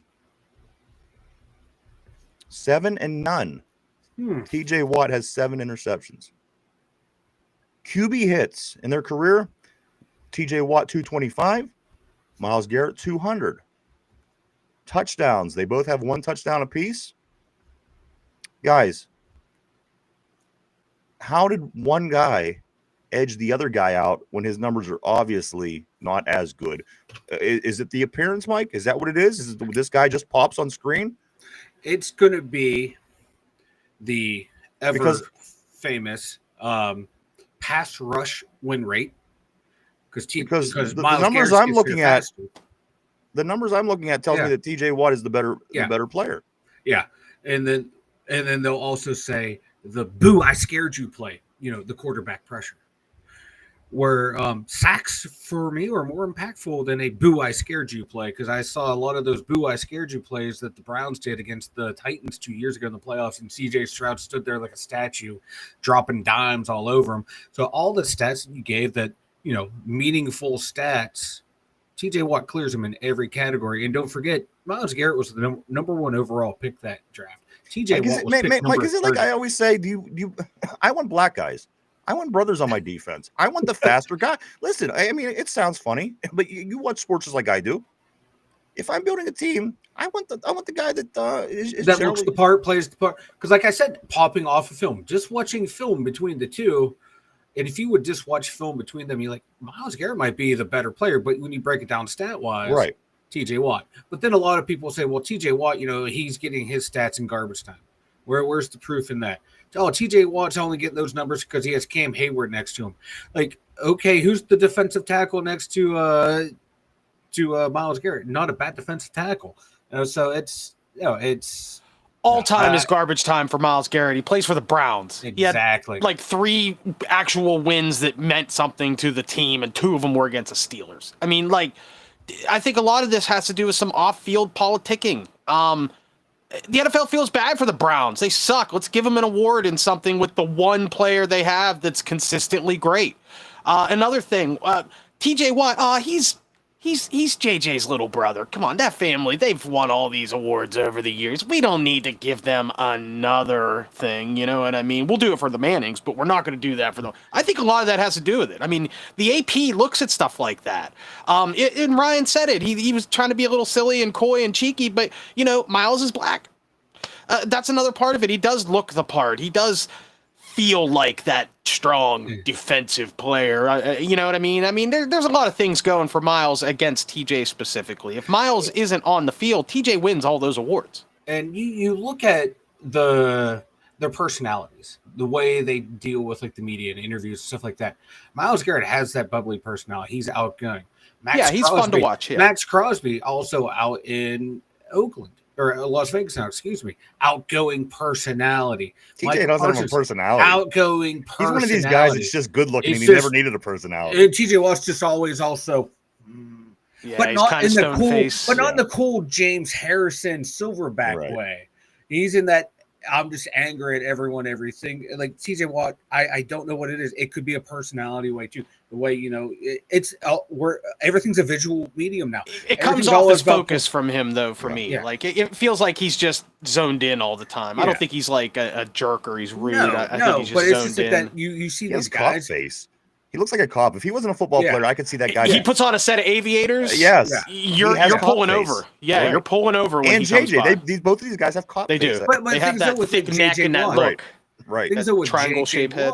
He also has a great personality. Star. Let me finish this. Like his personality. Sorry, Vanilla JJ's Fudge. Personality Vanilla Fudge. But now keep me hanging on. But let's do this because we do have a lot to get to, guys. I don't want to get behind on the board. There's a lot going on. So let me get into this. It was the annual survey that includes voting from the league executives, coaches, and scouts that ranked Myles Garrett just ahead of TJ Watt. So, I mean, it is what it is at this point. This is, again, executives, coaches, and scouts. It's not a bunch of homers from Western PA. It's not a bunch of homers from Northeast Ohio. By way of these people who are they obviously are in the right business. They're making the good money in that business. Paid by the NFL. But at the end of the day, these guys can say anybody, and they are saying that this gentleman is better than this gentleman. Again, does politics play? It very well could. But this group here, guys, in the annual survey that includes voting from the league executives, coaches, and scouts, do have Myles Garrett slightly ahead of TJ Watt. So do what you want with that. I don't. Again, I go by the numbers. I go by numbers, and the numbers are the way to go. Numbers don't lie. They tell you the story. Yeah, and the numbers that I'm reading is telling me the story that our guy is better than their guy. Yeah, I tell you what though, like I wouldn't mind having Myles Garrett on my team. I would take him in a second. He would be for sure. Don't get me wrong. Just plug him in. One of your favorite Steelers. If he would be one of my favorite Steelers of all time. Well, but there are about 28 to 30 teams that would love to have TJ Watt as well. And here we are complaining about him every single day. And it's like, Ryan's right. The numbers don't lie. Like, they don't lie. Yeah. All right, let's get back to the board, guys. Vegas says, I like the safety from Iowa. He's going to be a solid tackler. I forget his name. Where Mike replied by Castro, saying Castro. Vegas says they have future picks too, which will come into play for sure if they move way up in the first round, like they did when Kansas City traded up 17 spots to get Mahomes. Kenneth says, I think we're in great shape. We'll have guys in the practice squad that can start. I think so too. I think we're going to have a deep practice squad. Hopefully no one starts plucking guys. TJ, who's your mama? Classic. Yeah, I remember that potato. Yeah, I remember that idiot, that Huzmanzada. They really thought they were something, and that was he had about 3 pretty good seasons. And that was another organization that just never gets it done. As cocky and as good as they were at that time, they never. They should have won that Super Bowl against the Rams. They should have beat the Rams because OBJ went down, and they should have won. They should have won, but again, the Bungles bungle it. Yinzers says, okay, Chemo got Palmer and Burfict got Brown. Now we're even. Oh, wait, we owe them for Shazier. Shazier screwed Mike, Shazier. just please, huh? Mike will never ever say nothing good about Ryan Shazier. He just won't. I think it's because he's an Ohio State guy. Player. He was I think it's because he's from Ohio State. It was Ohio State, and he always led with his home. Mike, at that particular time, most players did. Yeah. Until they wrote it out. That's why they made they changed the rule. You look at what you tackle. Great player. And here's the thing. Great player, too. You're within the NFL. This is how you're being told to play, But again, it could have been prevented, but it could have happened to a lot of different players, not just Ryan Shazier. Yeah. I still think it's the Ohio State thing with you. RB says, I was thinking last night we're letting Andy Weedle mold the roster. Look what he did to Philly. It's following here and never chased a franchise quarterback. Say what you want about Hurts. I got to be honest, Mike, this is what we said 2-3 seasons ago with Andy Weedle and with Omar Khan. We was like, if they continue, if they start from the inside out, from the interior line and start working their way out from there, and this is exactly what they're doing. Like they're building their team. We're still we're years behind, obviously, because Philly's been doing this for quite some time now. But that's the route that Weedle and Omar Khan has us on. This is the way that Philadelphia built that team. And that's why they brought in Weedle as like the assistant GM, is because he interviewed for the GM job, I believe. Yeah. Or like Omar Khan told them, like, hey, we need to bring this guy in, because Omar Khan started out as the numbers guy, then slowly worked into player personnel, but he's mainly a numbers guy. And you needed someone who had experience. And Weedle coming from working under Howie Roseman and how they built that team. Yeah, you can see it. This is like the blueprint for how to build a new modern team. And notice like the Eagles at that time, they went out and traded for AJ Brown. We trade for DK Metcalf. There's a lot of similarities there of like trading for guys with dots in their names. But no, trading for guys to upgrade. When did Kevin Colbert ever make trades? Never. Don't get me wrong, Mike. This is believe me, this is brand new territory to everybody here in Pittsburgh. Nobody has ever treated an off season the way that Omar Khan and Andy Weedle has been doing the past. And not afraid to get rid of guys. It's never been done here. This is all new to us. Yeah. Yinzer Joe says that Mark's the reason that paint costs so much. God damn it, Mark! I'm trying to repaint the house. Because I'm trying to paint stuff and nothing I need is on the counter. What's up, Chad? Chad, nice seeing you back on the board. Chad says, here we go, Hi, Steelers. Chad. Here we go, Steelers. Welcome, sir. Welcome to the board and the show. Of course, RB says Hurts isn't a franchise quarterback. Franchise quarterback is way, way, way overused term now. Franchise QB is for a guy who is 100% irreplaceable. There might be 3 to 5 of those guys now. Such a misused term. You know what? The thing is, they're getting it done with him, so he is their franchise guy. And at the end of the day, I agree with you. As far as the elite quarterbacks, he probably sits right on the border of being in the group and out of the group. I'd say the only reason he's there, they win a lot. When he plays in the regular season, it's not fun to watch. But you watch him in the Super Bowl, he's a different player in the Super Bowl. What do they do if Mitch Trubisky's their quarterback? You know what I mean? Like, to say that Hurts isn't a great quarterback for that team, maybe not a great quarterback compared to everybody else, but great for that situation. He fits the puzzle well. RB, don't get me wrong. Yeah, come on. I don't think that I'm right there with you. I don't think that he's a great quarterback. He has a really good team around him. Good coach. Fits well. He's a good but fit. he like is franchise quarterback, like he said, is like you should be able to take that guy, pluck him on any team, and they're going to compete. Well, Jalen Hurts, I don't think you can do that. And we're looking for a franchise quarterback. A franchise quarterback is a guy who stays with one franchise and plays well for a long time. See, that's what a franchise quarterback and an elite quarterback are two different things. Yeah, right. You don't have to be elite to be franchise. Right. I see. For me, Carson Palmer is not elite. He was not elite. He was really good, but he wasn't elite. But he was a franchise QB. I mean, that's. Sam Darnold. You're splitting hairs on how you want to call franchise QB. I know where RB's coming from because I lean towards that. To me, a franchise quarterback that's Burrows, Mahomes. That's the guy that your team is happy with, and then the team thinks that they're going to be able to win with, and that's your franchise guy. Let's move on. Dak Prescott. He's their franchise quarterback. Let's see. Vegas, yikes. That's terrible. I only asked because you Mike, isn't that where you were? Oh, you were McKeesport. Oh, McKeesport, Same bro. thing, right? No. Kenneth says, no, same thing at all, bro. RB says, Elliot is the kind of guy.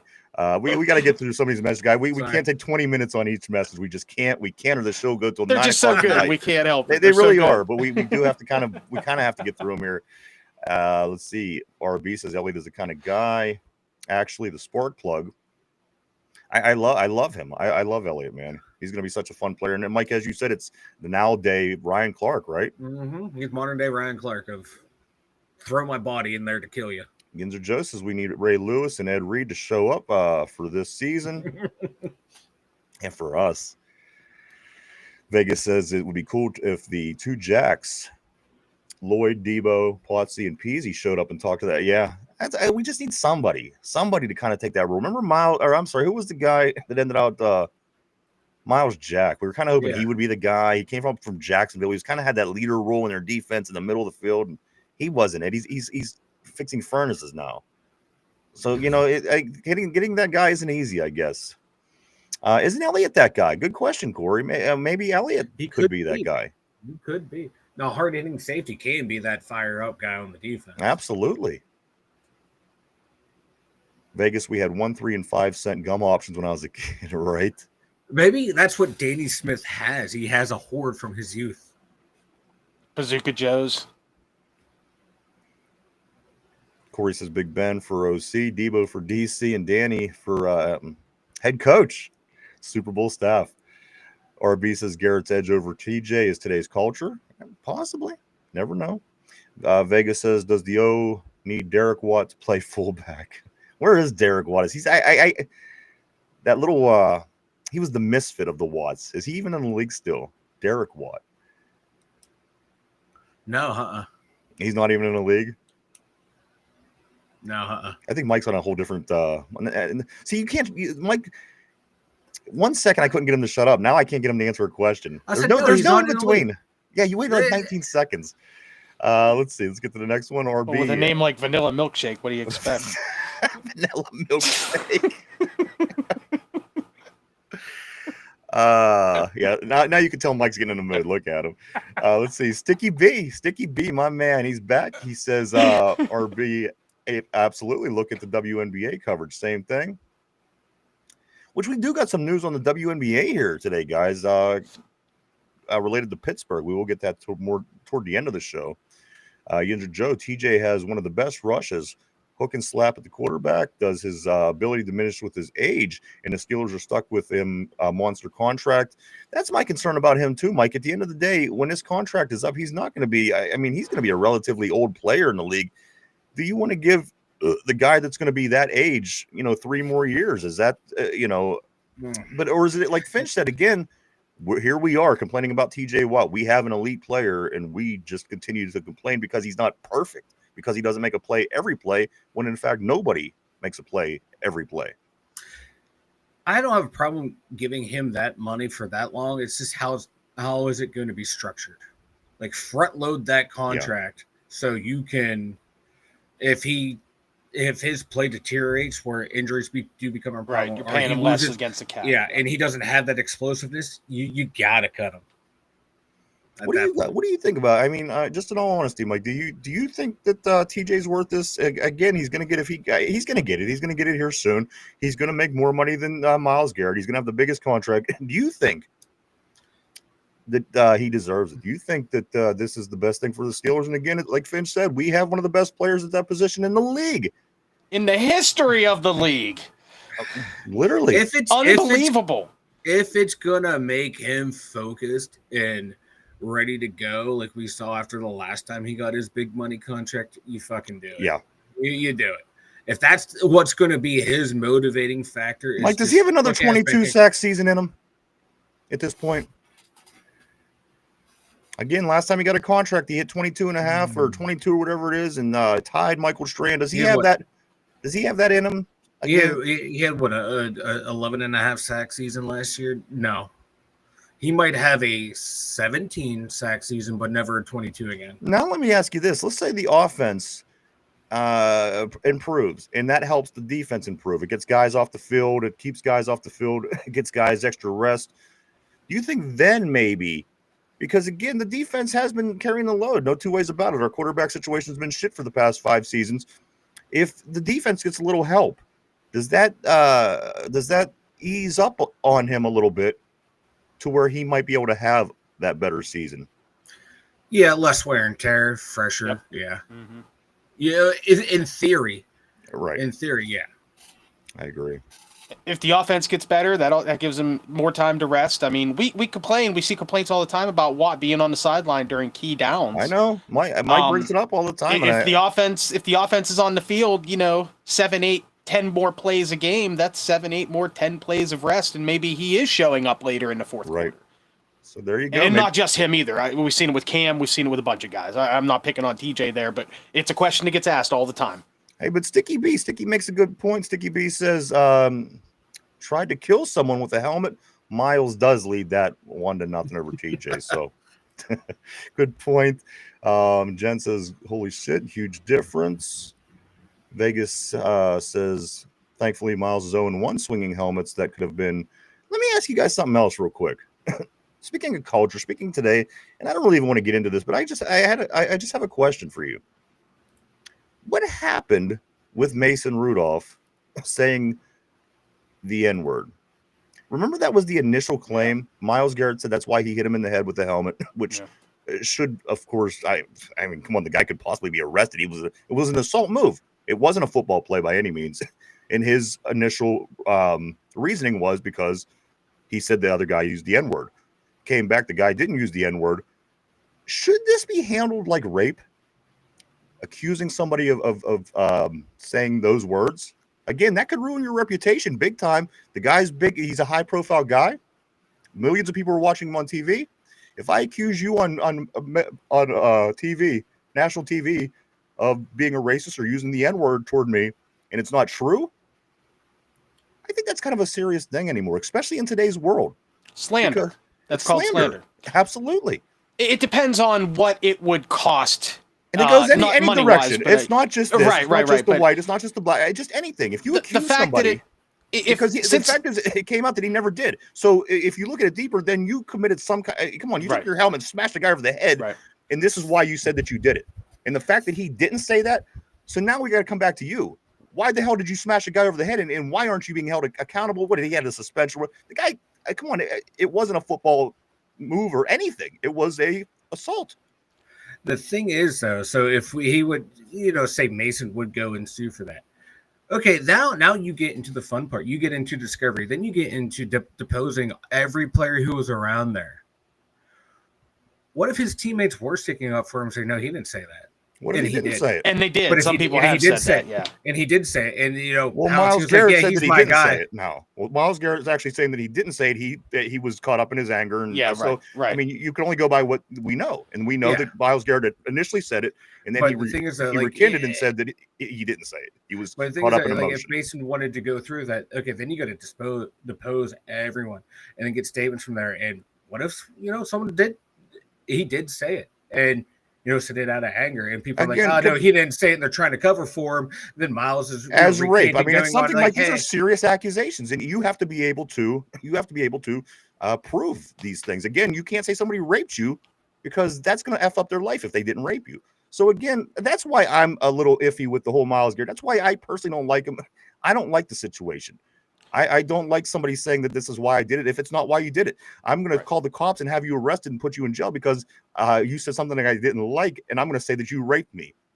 That's going to ruin someone's whole life because we disagreed on something, and you decide to say I raped you. So again, that's why I don't like it. We could do without it in sports, but again, it always comes back to me why. So we could run around and smash guys over the head with helmets, and it's only going to be a couple game suspension. It just doesn't look good for the league to me personally. But we do got to move on, guys. Let's see. Sticky B. I was going to say real quick, I was going to say the same thing, and the Yinzer Joe got it. Like, Miles probably did hear it and then thought Mason said probably, it. But guys, It might have been black guys saying it. That's the thing. That's right. It could have been like pound. I mean, everyone was kind of close.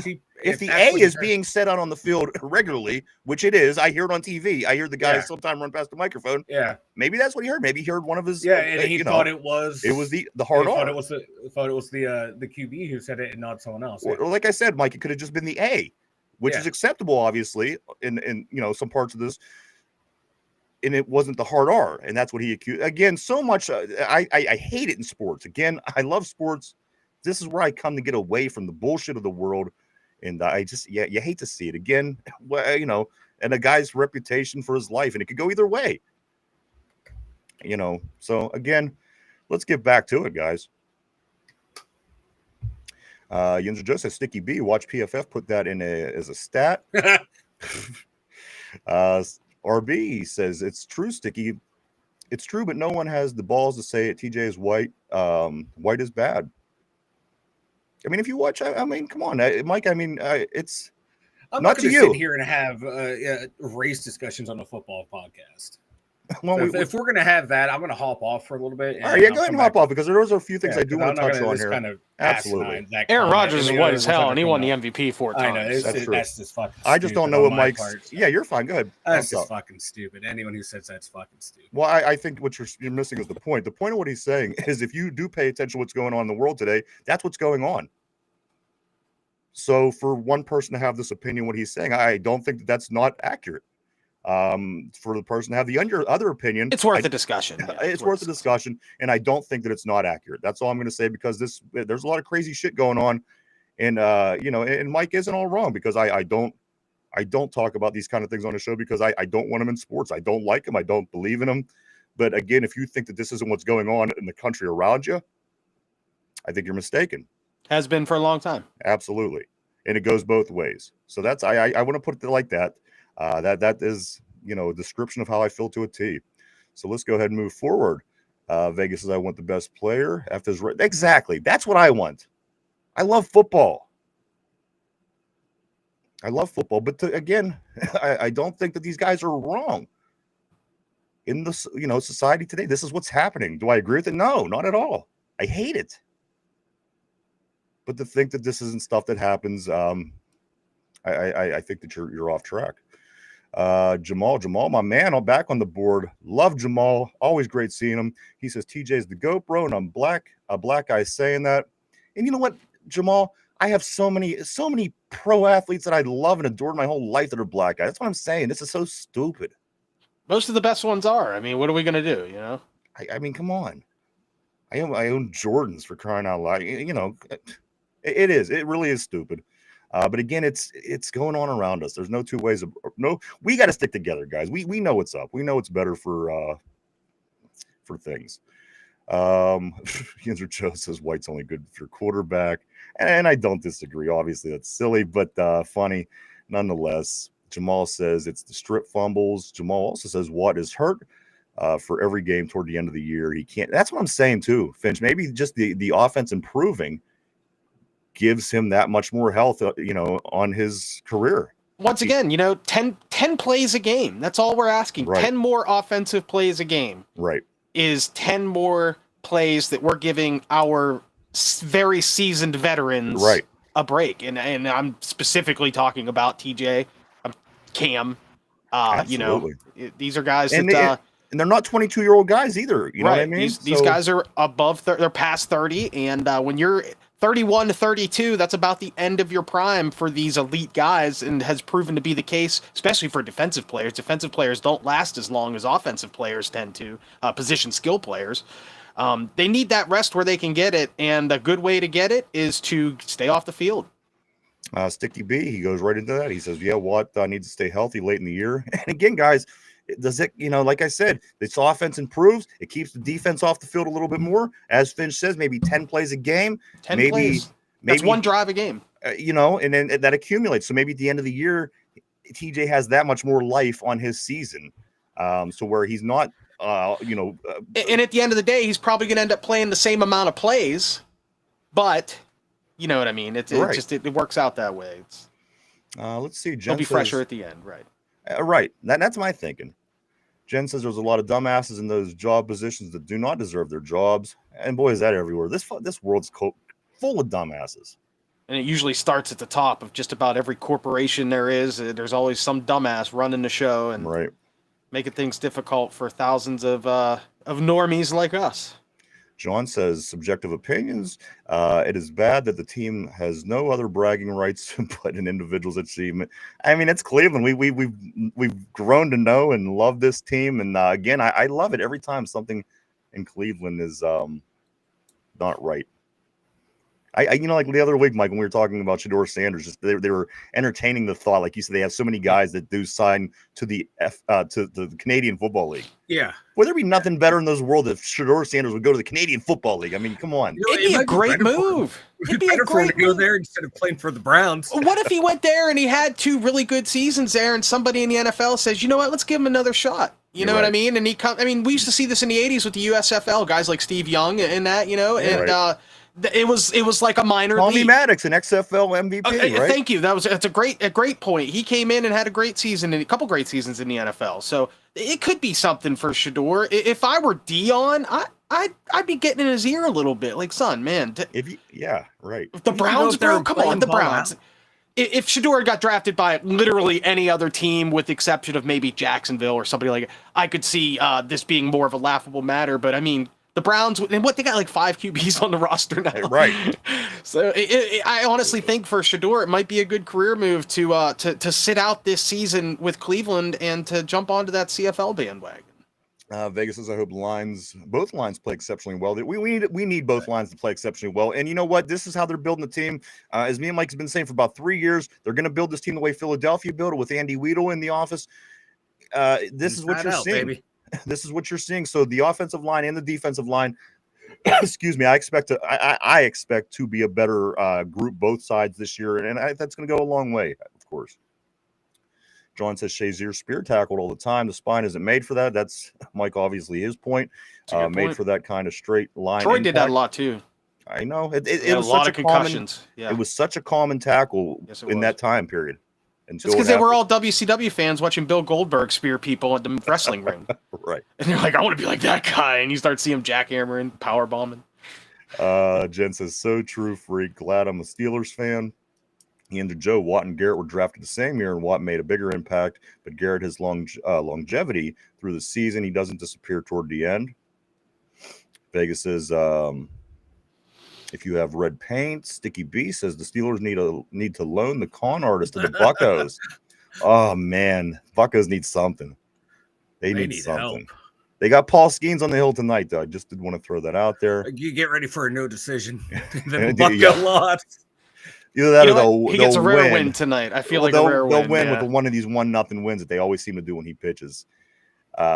Vegas says, I think Shedeur is going to be starting week 1. You know what? More than likely. If I was the Browns, what do? Do you start the old veteran with Flacco?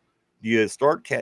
I don't know. You kind of, if you're smart, maybe go with Shedeur. You got to go with Shedeur or Dylan Gabriel. Go with one of the two rookies. You got to go with see what happens. Right. You're in a rebuild. You ain't going to win shit up there. And how many? I mean, come on. You got 13 rookies playing quarterback. At some point, somebody's got to play. You can't just keep drafting quarterbacks and stockpile them.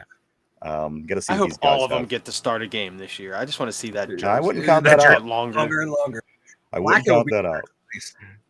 John says there aren't 32 stud quarterbacks in the league. There's not 32 stud quarterbacks. There's not 5 stud quarterbacks on the planet. I'm going to be honest. Earth. I always say there's about 5 at a time. At any given time, there's 5 elite quarterbacks on the planet. But John did say, hence the difference between tier 1 teams and others. Mm-hmm. Yinzer Joe says Hurts is a system quarterback, just like Brock Purdy. They can't play on every team and win.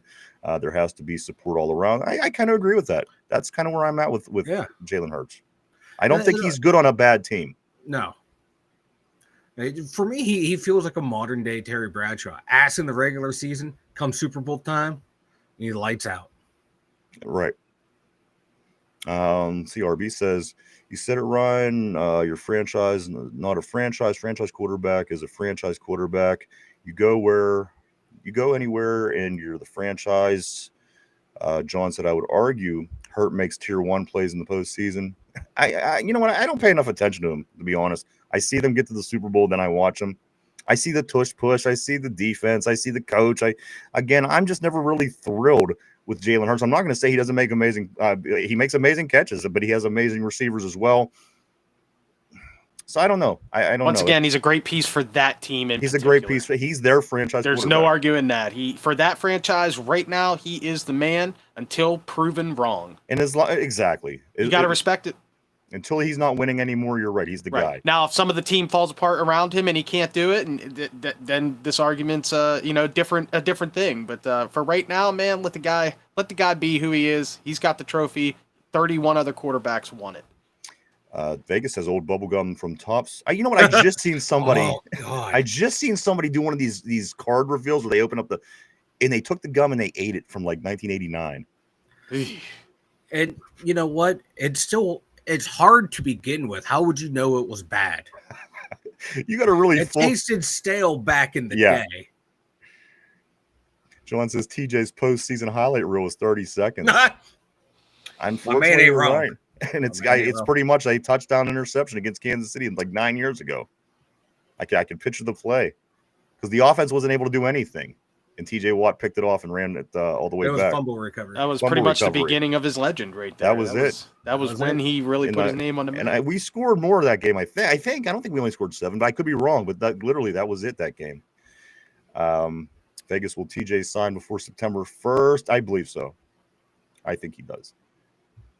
Anybody? You guys have an opinion? Do you think it'll be before September 1st? That's well into. The Steelers traditionally don't sign people after the beginning of the season, right? So exactly. That's September 1st is a little more than a week before the beginning of the season, so it's tough to say. Yeah. Jen says yeah, go ahead. I was gonna say I think they get it done by training camp. I do too. I hope so. Yeah, we need to get him into training camp and get him working, man. That just tends to be the way that this has gone with TJ and similar situations in Pittsburgh. So I saw the weather report coming up. He was like, you know what, I'm going to hold out so I don't have to get so hot and stinky.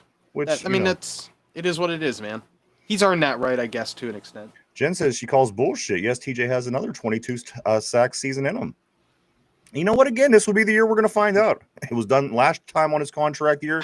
If it happens, it's probably going to be this year. So let's not a whole lot of 20 sack seasons have happened in the history of the NFL. Right. So, that is a big stretch. But hey, man, 15, 16, 18 sacks? Sure. Yinzer Joe makes a really good point on this next comment, guys. You guys would play a player 40 to 45 million for an 11 sack season. That's a good point. 11 sacks. Most of the money spent on your team. Year before he had 17, so you hope that this was just a blip in the. But aren't they going down every year? Wasn't it 22, 17, 11? It shouldn't be going maybe in the other direction if we're talking about a pay raise, right? Exactly. Yeah. Vegas says, I hope Jack Sawyer plays really well. I can't wait to see some of these rookies, Mike. I gotta be honest. I'm super excited about this rookie class. Caleb Johnson. That's my favorite part of preseason is watching the rookies come in and get their quick shot. It's the best. Will Howard run the show in the preseason, see what he brings to the table with this next level. A lot of these guys. Here we go. Watt won from 2021, 22 and a half. Next year, he played 10 games because he got boo-boos. So that's 5.5 sacks. Then came back 19 after a full year and then 11 and a half. So he's riding the wave, boys. So he's got to stay healthy. Yeah. Plus, he's another year older, so that's always in question. Yeah. Sticky Beast, his initial claim that was made a week later. Okay, he's going back to that. Sticky Beast says you have a point, Ryan. Defamation. John says the Steelers D gave up big points in the last. And I'm not saying he went back to it. This has when it was happening. The conversation was happening. Oh yeah, it was going on. John says the Steelers D gave up big points in the last 5 playoff games in the first and second. You're right. The first quarter they set records in the amount of points they've been letting up in the first quarter of playoff games over the past 5 games. And most importantly, scoring almost no points in those games. You're right. Like 3 points in those 5 games total, something like that, isn't it? It's a really stupid low number. Jen says, I think Sawyer will make the most of his plays. Jamal says, that is true. Just reminded me of why I don't like that. Excuse me. Jen says, I don't believe Mason said that. Yinzer Joe says, Miles could have heard what he heard. but thought it came from Mason. But to project it from being from Mason and don't get an apology is ridiculous. John makes a good point. Rage sells more than sex, and all the media knows it. Huge on the internet. Huge on the internet. How many videos you see on TikTok or Reels or whatever where it's like a husband treating his wife like garbage, and then you look at the page and every single video is that sort of thing, and it's like, it's rage bait. I mean, that's the term, rage bait. Absolutely. It does great on the internet, that's for sure. Vegas says, "Is ice running around?" I think ice is everywhere. I think they got a bunch of guys around here, especially up north. Tons of ice up there. Rochester, Cranberry. I know these areas for sure. I've seen stories. John says, "A. Smith ruined it. Sports jumped over the political fence and is." Oh, Stephen A. Smith, gotcha. And his bullshit. Let's see. Corey says, "Hot take: racism only is as bad as it is because people keep giving it attention. Radical movements in either direction cause radical actions and fuel hatred more. Worry about yourself." I mean, I agree. Listen, as I always say, in this country, you can literally be anything. Anything. You could do what we're doing. You could do what you're doing. You could do what anybody's doing. Why? Why choose hate? You're really, I don't know. You could get more out of this life if you don't, believe me. Jamal says, "Oh my God, it's been brutal that last 5 years watching our offense. That's why GP was sick of it." And you know what? I just seen guys this morning, and I did want to get into this a little bit more. I also seen that DK was never meant to be a teammate with GP. Did anybody catch this? They initially planned. Let me pull it up real quick here. I do have it somewhere. I'll pull it up in a second. I just don't want to. I don't want to gum up the show here, but I seen some. Maybe Mike, if you go into Steelers news, it might be in today's news. One of the articles says DK was never meant to be Pickens' teammate. He was meant to be his replacement. So if you pull that up and find it, great. I'm going to continue here on the board. John says Minka was sick of the D. I think the defense was sick of Minka losing a step and blowing assignments and getting fooled by Daniel Jones. Jen says, "I think she goes, I'll miss Minka. I hope Ramsey eased my pain with his play." Vegas says Tommy lost us a game in a blowout fashion versus the Texans when D only gave up like 50. You know what? It was 24-6 was the final score in the game that you're talking about. 24-6.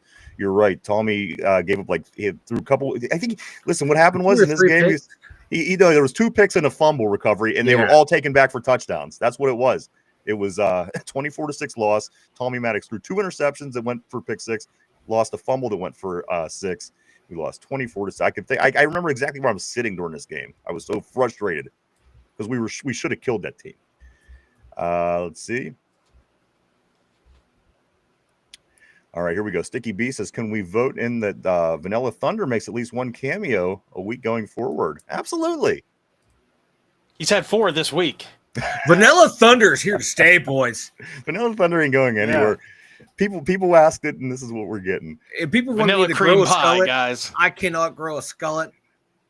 So I got a skullet. Vanilla cream pies. Tell you what, Mike, that vanilla cream pies. I tell you what, that the handlebar mustache will go a long way with this look. But maybe, Mike, we're still working on him. Board, I tell you what, he listens to you a lot more than he listens to me. Keep on him. I do.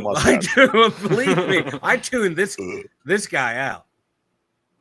He's talking to a dummy. Yeah, I know. I can't get this down, man. John says Con is the ranked number 19th among GMs. He isn't considered all that outside the Steelers umbrella. I think you bring this up a lot. What's the criteria for the rankings? Who does the rankings? Because all rankings are subjective. So what is the criteria? I think that he's outside of the Steelers umbrella because, of course, I've never seen the Steelers handle off seasons the way that's been being handled the last 3 seasons. That's all I really know. Yeah, I hear that a lot. Oh, he's not ranked high. Like, by whom? By what metrics? That's what I want to know. That's GM police, of course. Yeah, right? By a random writer at the NFL Network? Possibly. Vegas says, because you tried it one time, that's all it took. I never understand how brand new gum tastes so old. What was that other gum that was so bad that it lost flavor after about 9 seconds? What was that? Fruit stripe. Fruit stripe. Yeah, with the little zebra on it. It looked really good. The colors were bright and shiny. It tasted great for 10 seconds. Right. And then, 20 chews in, it turned into rubber in your mouth. John says, I've been around the world 3 times. All government sucks. Our government sucks the least. Trust me. I agree. Believe me, I would rather live here than anywhere else. Mike, and if you come on, that's silly. No, I would rather. Where else do you have the opportunity to do everything that we have here in our country? Norway, Sweden, Finland, Germany. They have nowhere near as like freedom. These places can't have guns and can't say what they want and can't. Yeah, they can. Yeah, they can. Mike, there's a lot of places in Europe that can't. I'm telling you right now that there's big issues in Europe that's proving that that isn't the case. But anyway, here in the United States, guys, if you don't like it, leave it. That's all I gotta say. Oh no, I want to make it better. Well, what are you doing? What are you doing? What are you doing to improve this place? I'm providing entertainment as Vanilla Thunder. All right. You got me on that one. Entertainment. Mike's prickly today. That's all I gotta say. I'm not touching this prick over here. Whatever, Milli Vanilli. Fuck you, Milli Vanilli. Where's my view? I was talking to a guy, Mike. He was a farmer from overseas, and he said if they had to go get a pencil or a piece of paper, he would have to get on his bicycle and travel for it was hours to get a pen. You know what I'm saying? Like we haven't really we're really spoiled here. We're really spoiled, and I like it. That's all I want to say. I just want to say that I'm happy being spoiled. I would rather be have the life that we have. That's all I got to say. Let's see. I do see fruit stripe gum coming up in conversations. I can't wait to get to that. I'm working there. Believe me, Mike. It is a D scheme issue, not the players. You don't see it again. Who approved the Ravens playoff plan? No! So it's the coach's fault that player A can't beat player Y across from him. Okay. Sometimes. I mean, it's skill and what's the word I'm looking for? Fundamentals. Fundamentals. Procedures. Like to blame it all on coaching it's a bit disingenuous. It goes hand in hand. Players are allowed to make plays. Look in Mark Malone's jump. Mike's piling on now. We always celebrate players that make great plays that the coach told him not to do too, right? Like, yeah, you're allowed to. Great players are allowed when you do what the coach doesn't want you to do, and you make a great play, suddenly it's okay. The greatest play in Super Bowl history, James Harrison. That was not the call. He was supposed to blitz. Mark Malone says you can grow a skull, asshole. He says, no, I cannot. Mikey, or all right, let's move forward. Mark Malone says I can't. Also, Vegas says I want to see a GM combine. Yeah, I want to see a GM combine. Give it time. Maybe they will. Maybe on Madden. How about a GM celebrity death match? Just put them all into a big cage. Just let them go. A bunch of old guys running slow as F. Yep, fruit stripes, such garbage. Vegas says, "Oh yeah." Sticky B says, "Vanilla Thunder." And you know what, Vanilla Thunder, you're getting a song this weekend. I got to get the AI kicked up here. I am. I'm going to touch base with the in-house AI band, and Mike, you will have. I'm sorry, Vanilla Thunder, you will have a song next week. And Vegas says the Ravens approved it, and also he says you're saying the coach didn't tell Troy to jump over the lines onto the quarterbacks. Let's move on, guys. We are getting late in the show. A couple things that I did want to touch on, Steeler related, guys.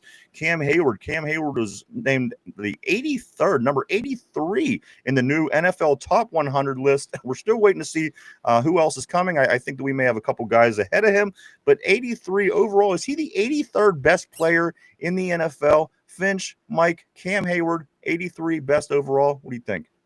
Yeah. Fair. Okay. I disagree, but I respect. Do you think he's higher or lower? I think he's lower. Or higher. Depends do you think on he's you look better at than the 83rd best? No. Okay. I do not. I think there's at least 83 people better than him in the league. Yes, by far. Great conversation for another time. Exactly. Let's see what else we do have here.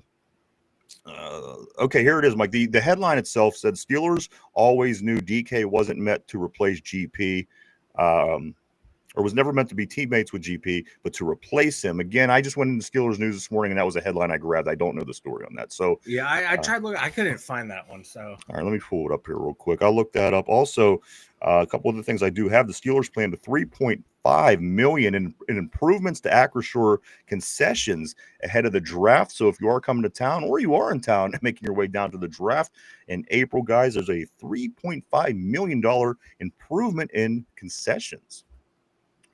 Also, guys, I don't know if you've seen this over the weekend or not, Najee Harris got injured with fireworks over the weekend. Of course, big 4th of July, everybody's out having a good time.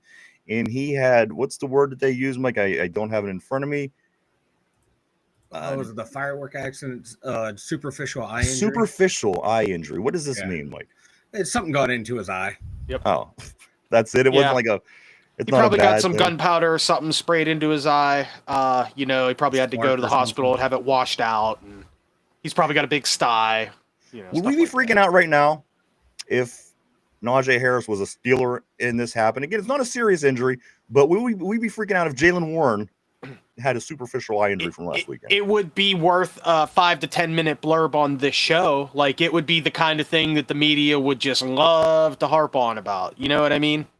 Absolutely. It definitely is. Yeah. It would be like a 10-minute conversation, and everybody in the comments would be telling us how stupid he is and talking about how it was like when Ben got in his bike wreck and right. You know what I mean? Or who was the guy for the Giants that lost fingers? Was it Jason Pierre-Paul? Yes. Remember, he lost fingers in a fire, and that was a serious thing. I mean, that was a potentially life-threatening. He could have bled to death. So you do see where that side of the conversation comes, and we would 100% be freaking out. We'd be talking mad shit right now. Absolutely. And these guys in the NFL, they need to leave the fireworks alone. Fireworks and motorcycles, man. Yep. They're harmful. Yeah. Jalen Ramsey's taking number 5. I don't think that's a surprise to anybody. Question, the guys on the board, guys on the panel, who did you get burned by? Guys coming and going from the Steeler team. We seen some guys come last year that we thought, might have been successful. They might have been here a little longer over the past couple of years. People went out and bought their Kenny shirts. People went out and bought their Justin Fields shirts. Who did you get burned by? Did anybody burn you that was only here for a shorter period of time and you went out and spent $150, got your Steeler jersey? I want to know, because, again, Jalen Ramsey's number 5. He made the announcement, and people will be running out and buying Jalen Ramsey jerseys. There's no two ways about it. Is there anybody that burned you while buying one of your latest Steeler jerseys? I didn't. I kind of learned my lesson. Me either. I haven't had a Steeler jersey since I had a Santonio Holmes one, but I wouldn't say that was a burned one. He won Super Bowl MVP while he was here. So no, Just a couple more things, guys, and we will start beginning to wrap things up. Right here, what was this story, Mike? And I don't even know if I caught the point. I didn't get into it a whole lot, but Patrick Rooney Jr., the grandson of Art Rooney, made the comment that it's insane to pay TJ Watt this amount of money. What was this story? Oh, this is like someone way down on the family tree. Yeah, he was just spouting off saying it was insane to do this, how Baltimore's so much better than Pittsburgh, and a bunch of nonsense. Oh, really? Is he even employed by the team? No. What's his deal? Yeah, that's why he said it then. If he was employed by the team, he would no longer. Why does anybody even care what this guy has to say then, right? Because of his last name. Okay. Yep. That's why. Yeah. Exactly why. Because he's the grandson, apparently. Patrick Rooney Jr. says it's insane. It would be insane to pay TJ. But at the end of the day, is he all that crazy? Is it completely wrong? We don't know. We will find out. I think the best part of Patrick Rooney Jr. ran down the crack of his mama's ass. Quite possibly. Damn. Yeah. Very possible. It's Friday. I'm in a feisty mood. Let's see. The Skull isn't the same without the side pieces. Think Trevor from GTA 5. Good call. Let's see. Let me go back just a hair. Let's see. John says playing DBs 15 yards off the ball. Can't cover any alive player over the middle, and no blitz. No blitzes. Sorry, boys. I call BS. Also, the Dick LeBeau defense of not being able to cover anyone across the middle, 15 yards off the receiver on a 3rd and 7. I've seen that play out for 40 years around Pittsburgh. It's nothing new. It's what we do. I don't think they're going to change it. I wish they would, but it's what we've done for Vegas 40 years. Vegas is suggesting a remix of the Vanilla Ice song. I like that. There's just so many copyright issues with that. Yeah. I would love to use that. I would love to for Mike's theme song. Yeah. Sticky B says, I'll donate the Fog Machine to Vanilla Thunder for his intro theme song. Mark Malone saying yellow tinted sunglasses. Oh, yeah, amber vision sunglasses. That'd be perfect. Yeah. Aviators. Okay, TJ hasn't signed yet, so we do have something to talk about until the next big rumor. Once we have a legit wide receiver rumor or a safety rumor, TJ will sign his contract, more than likely. And I'm sure it'll be right as soon as we go off the air. Yeah, exactly, right. That'll be the talking point Monday. Vegas says, right. And it'll happen 3 days ago, and we'll be talking about it Monday. Yeah, kind of like what happened last Monday, exactly. Your first day of vacation. Vegas is like when TJ damn near died falling into the pool, but nothing actually happened. Forgot about that. Pierre is trying to come back. Isn't Pierre kind of old now? He is. He was all right after that injury. Yeah, he had a couple pretty good solid seasons. He had that funky glove. Yeah, he had like a club. 16 sacks or some shit. Yeah. Joe, finally the Steelers concessions are aiding my filet mignon on a stick. Sticky B. And massage parlors. NFL players need to stay away from massage parlors and fireworks. Yeah, that's another one. Yeah, massage parlors, fireworks, and motorcycles. Stay away from them, guys. Jamal says, just bought my first Steeler jersey, Ryan McCollum. Now, see one of these interior linemen. I mean, that's a nice fit. He's a solid backup, baby.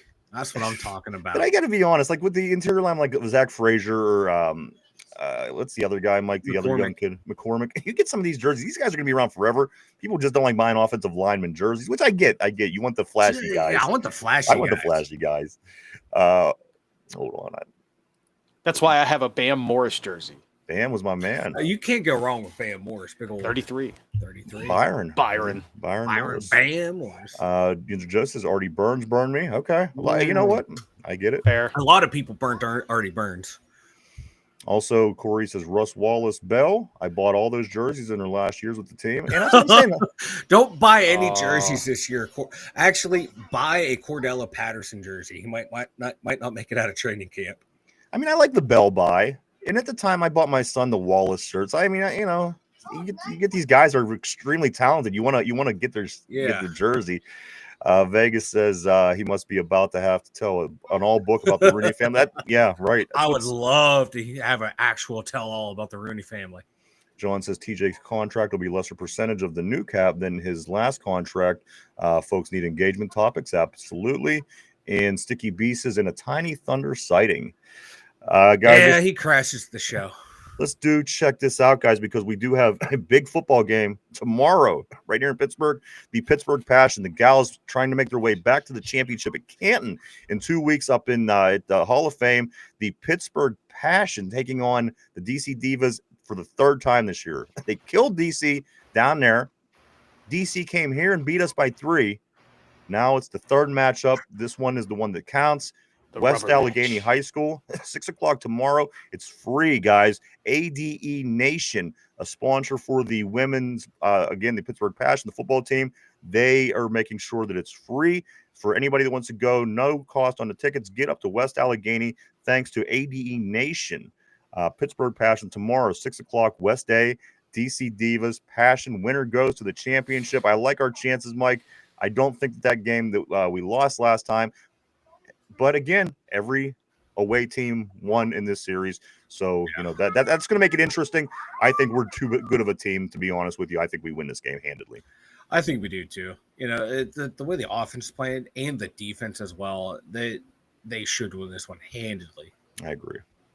And also a couple other things, Mike. The Fever, I like my gals in basketball. Caitlin Clark's Fever 9-10 going up against the Dream, who's 12-7. That game's at 7 o'clock, 7:30 today. You can check that out. The Pittsburgh Riverhounds, our other football team, they will be hosting Loudoun United once again, Mike FC. That team is at 5 o'clock on Sunday. That game is at 5 o'clock Sunday. The Hounds hosting Loudoun United FC Sunday at 5 o'clock. And finally, Paul Skeens leads the Pittsburgh Pirates tonight against the Minnesota Twins. The last series before the All-Star break, guys. It's a 3-game set starting tonight at 8:10.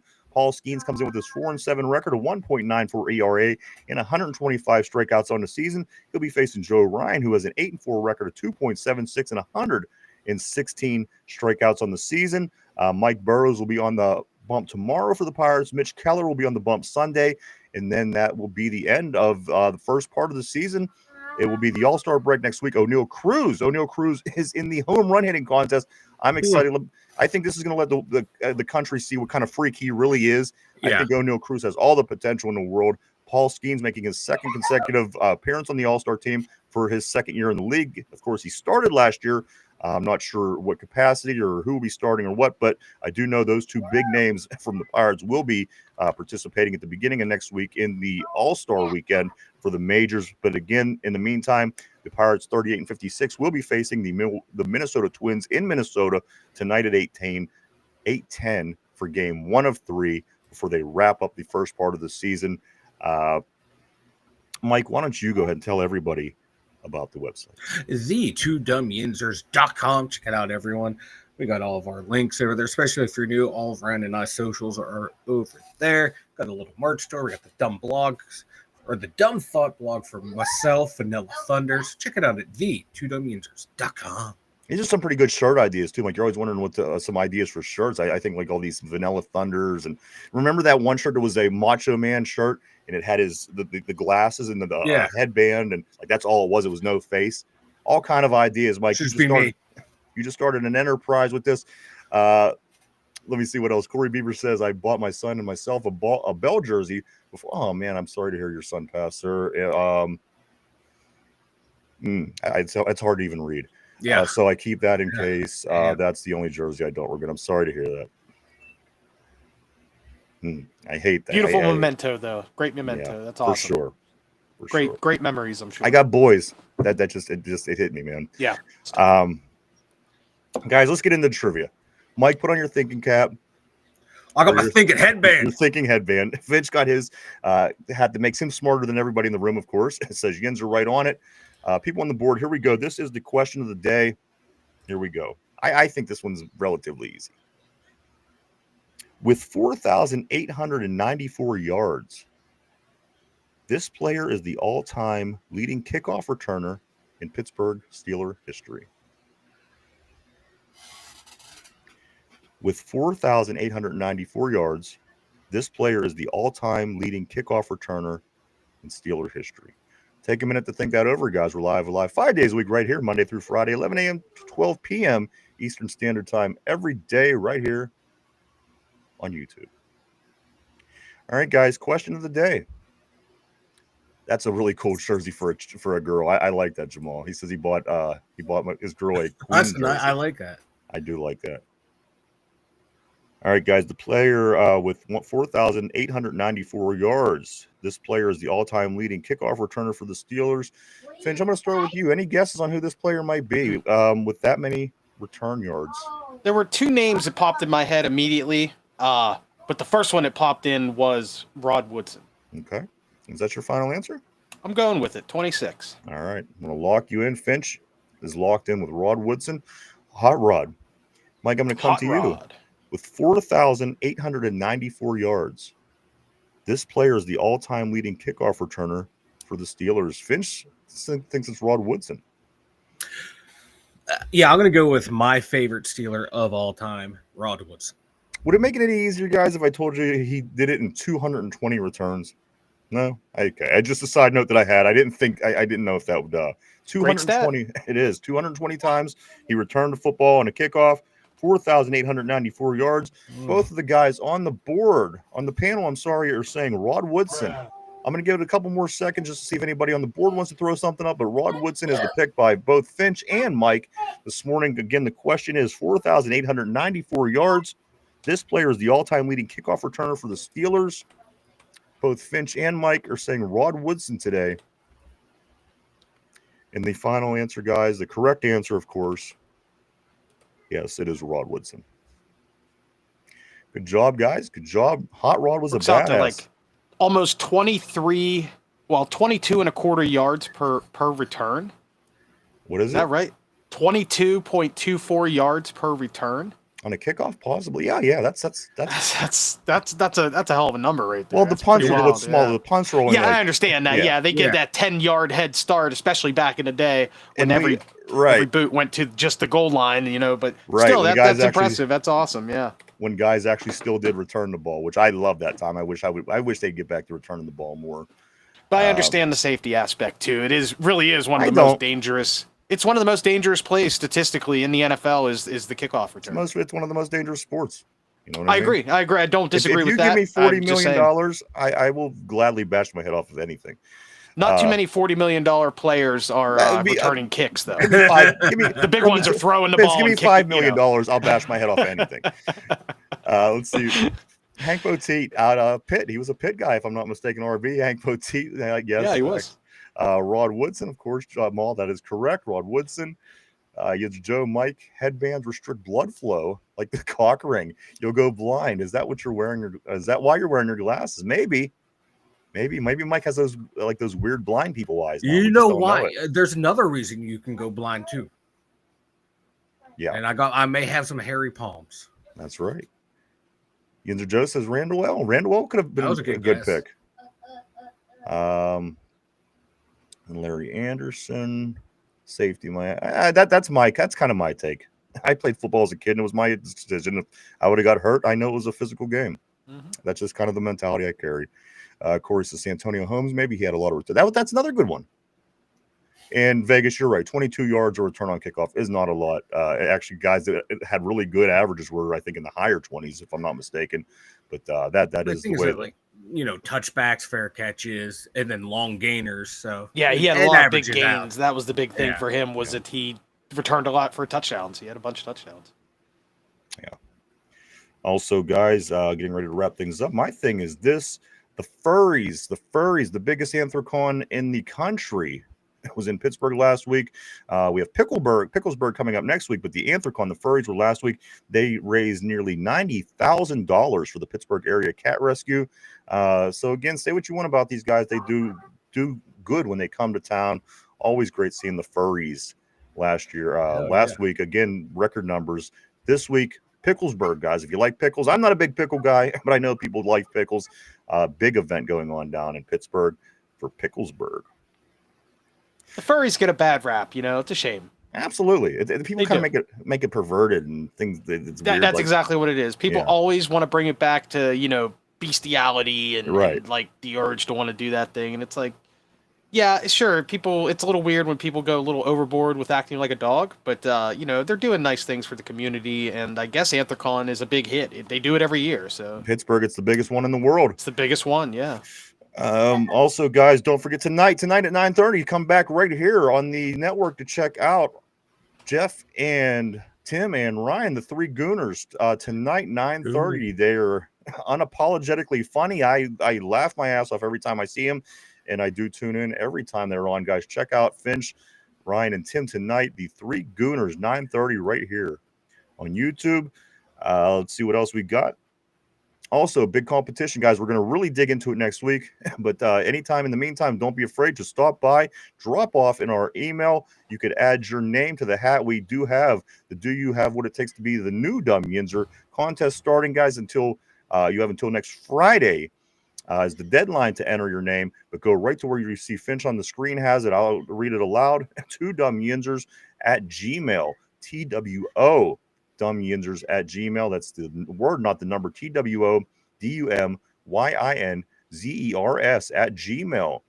In the meantime, like I said, you have until Friday. You can drop your name and a contact number in our email. We will get back to you and explain everything to you. But the competition entries will officially be stopped next Friday. So we got a week.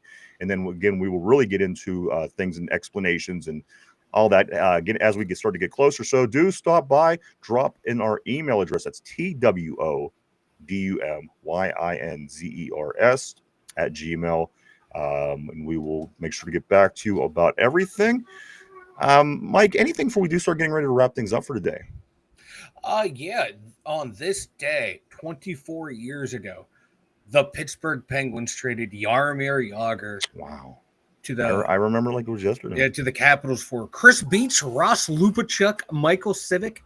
And the most important part of this, the future considerations, which turned into $5 million, which rumor has it they were able to use that $5 million to, when the team was saved, use some of that money to buy the land where the new arena's at. So, yeah, 24 years. the beginning of the greatest rebuild in Pittsburgh sports history. Oh, yeah. The tanking for a lot of good players, baby. Yeah. Finch, anything before we wrap it up, brother? Nothing, man. Just happy to be back on the show. I had a fun time today, as always. 3 Gooners tonight. We're looking forward to it. We been talking a lot of crap on the Bears in our group chat the last couple of days, and Timmy's getting all butthurt about it. So we're gonna bust his chops tonight. I'm looking forward to that, and just fun to hang out with Ryan and Vanilla Pudding today. I had a great time. Vanilla Thunder. Vanilla Pudding. I love it. I love it. Every time Finch says your name, it's something different. It's great. It's always a good great running having gag. you. Yeah. It's a great running gag. It's always great having you on the show, Finch. Mike, after all these comments, might say you're the running gag but I don't see any hard feelings by either. Yes, tonight again, do check out Finch. 3 Gooners, 9:30, right here on the channel. I'll be by. I hope to see a lot of people come by again. I laugh every time I see this group of gentlemen on my screen. Vegas says, I don't want a grown-ass man crapping in my yard as he is dressed as a Marmaduke.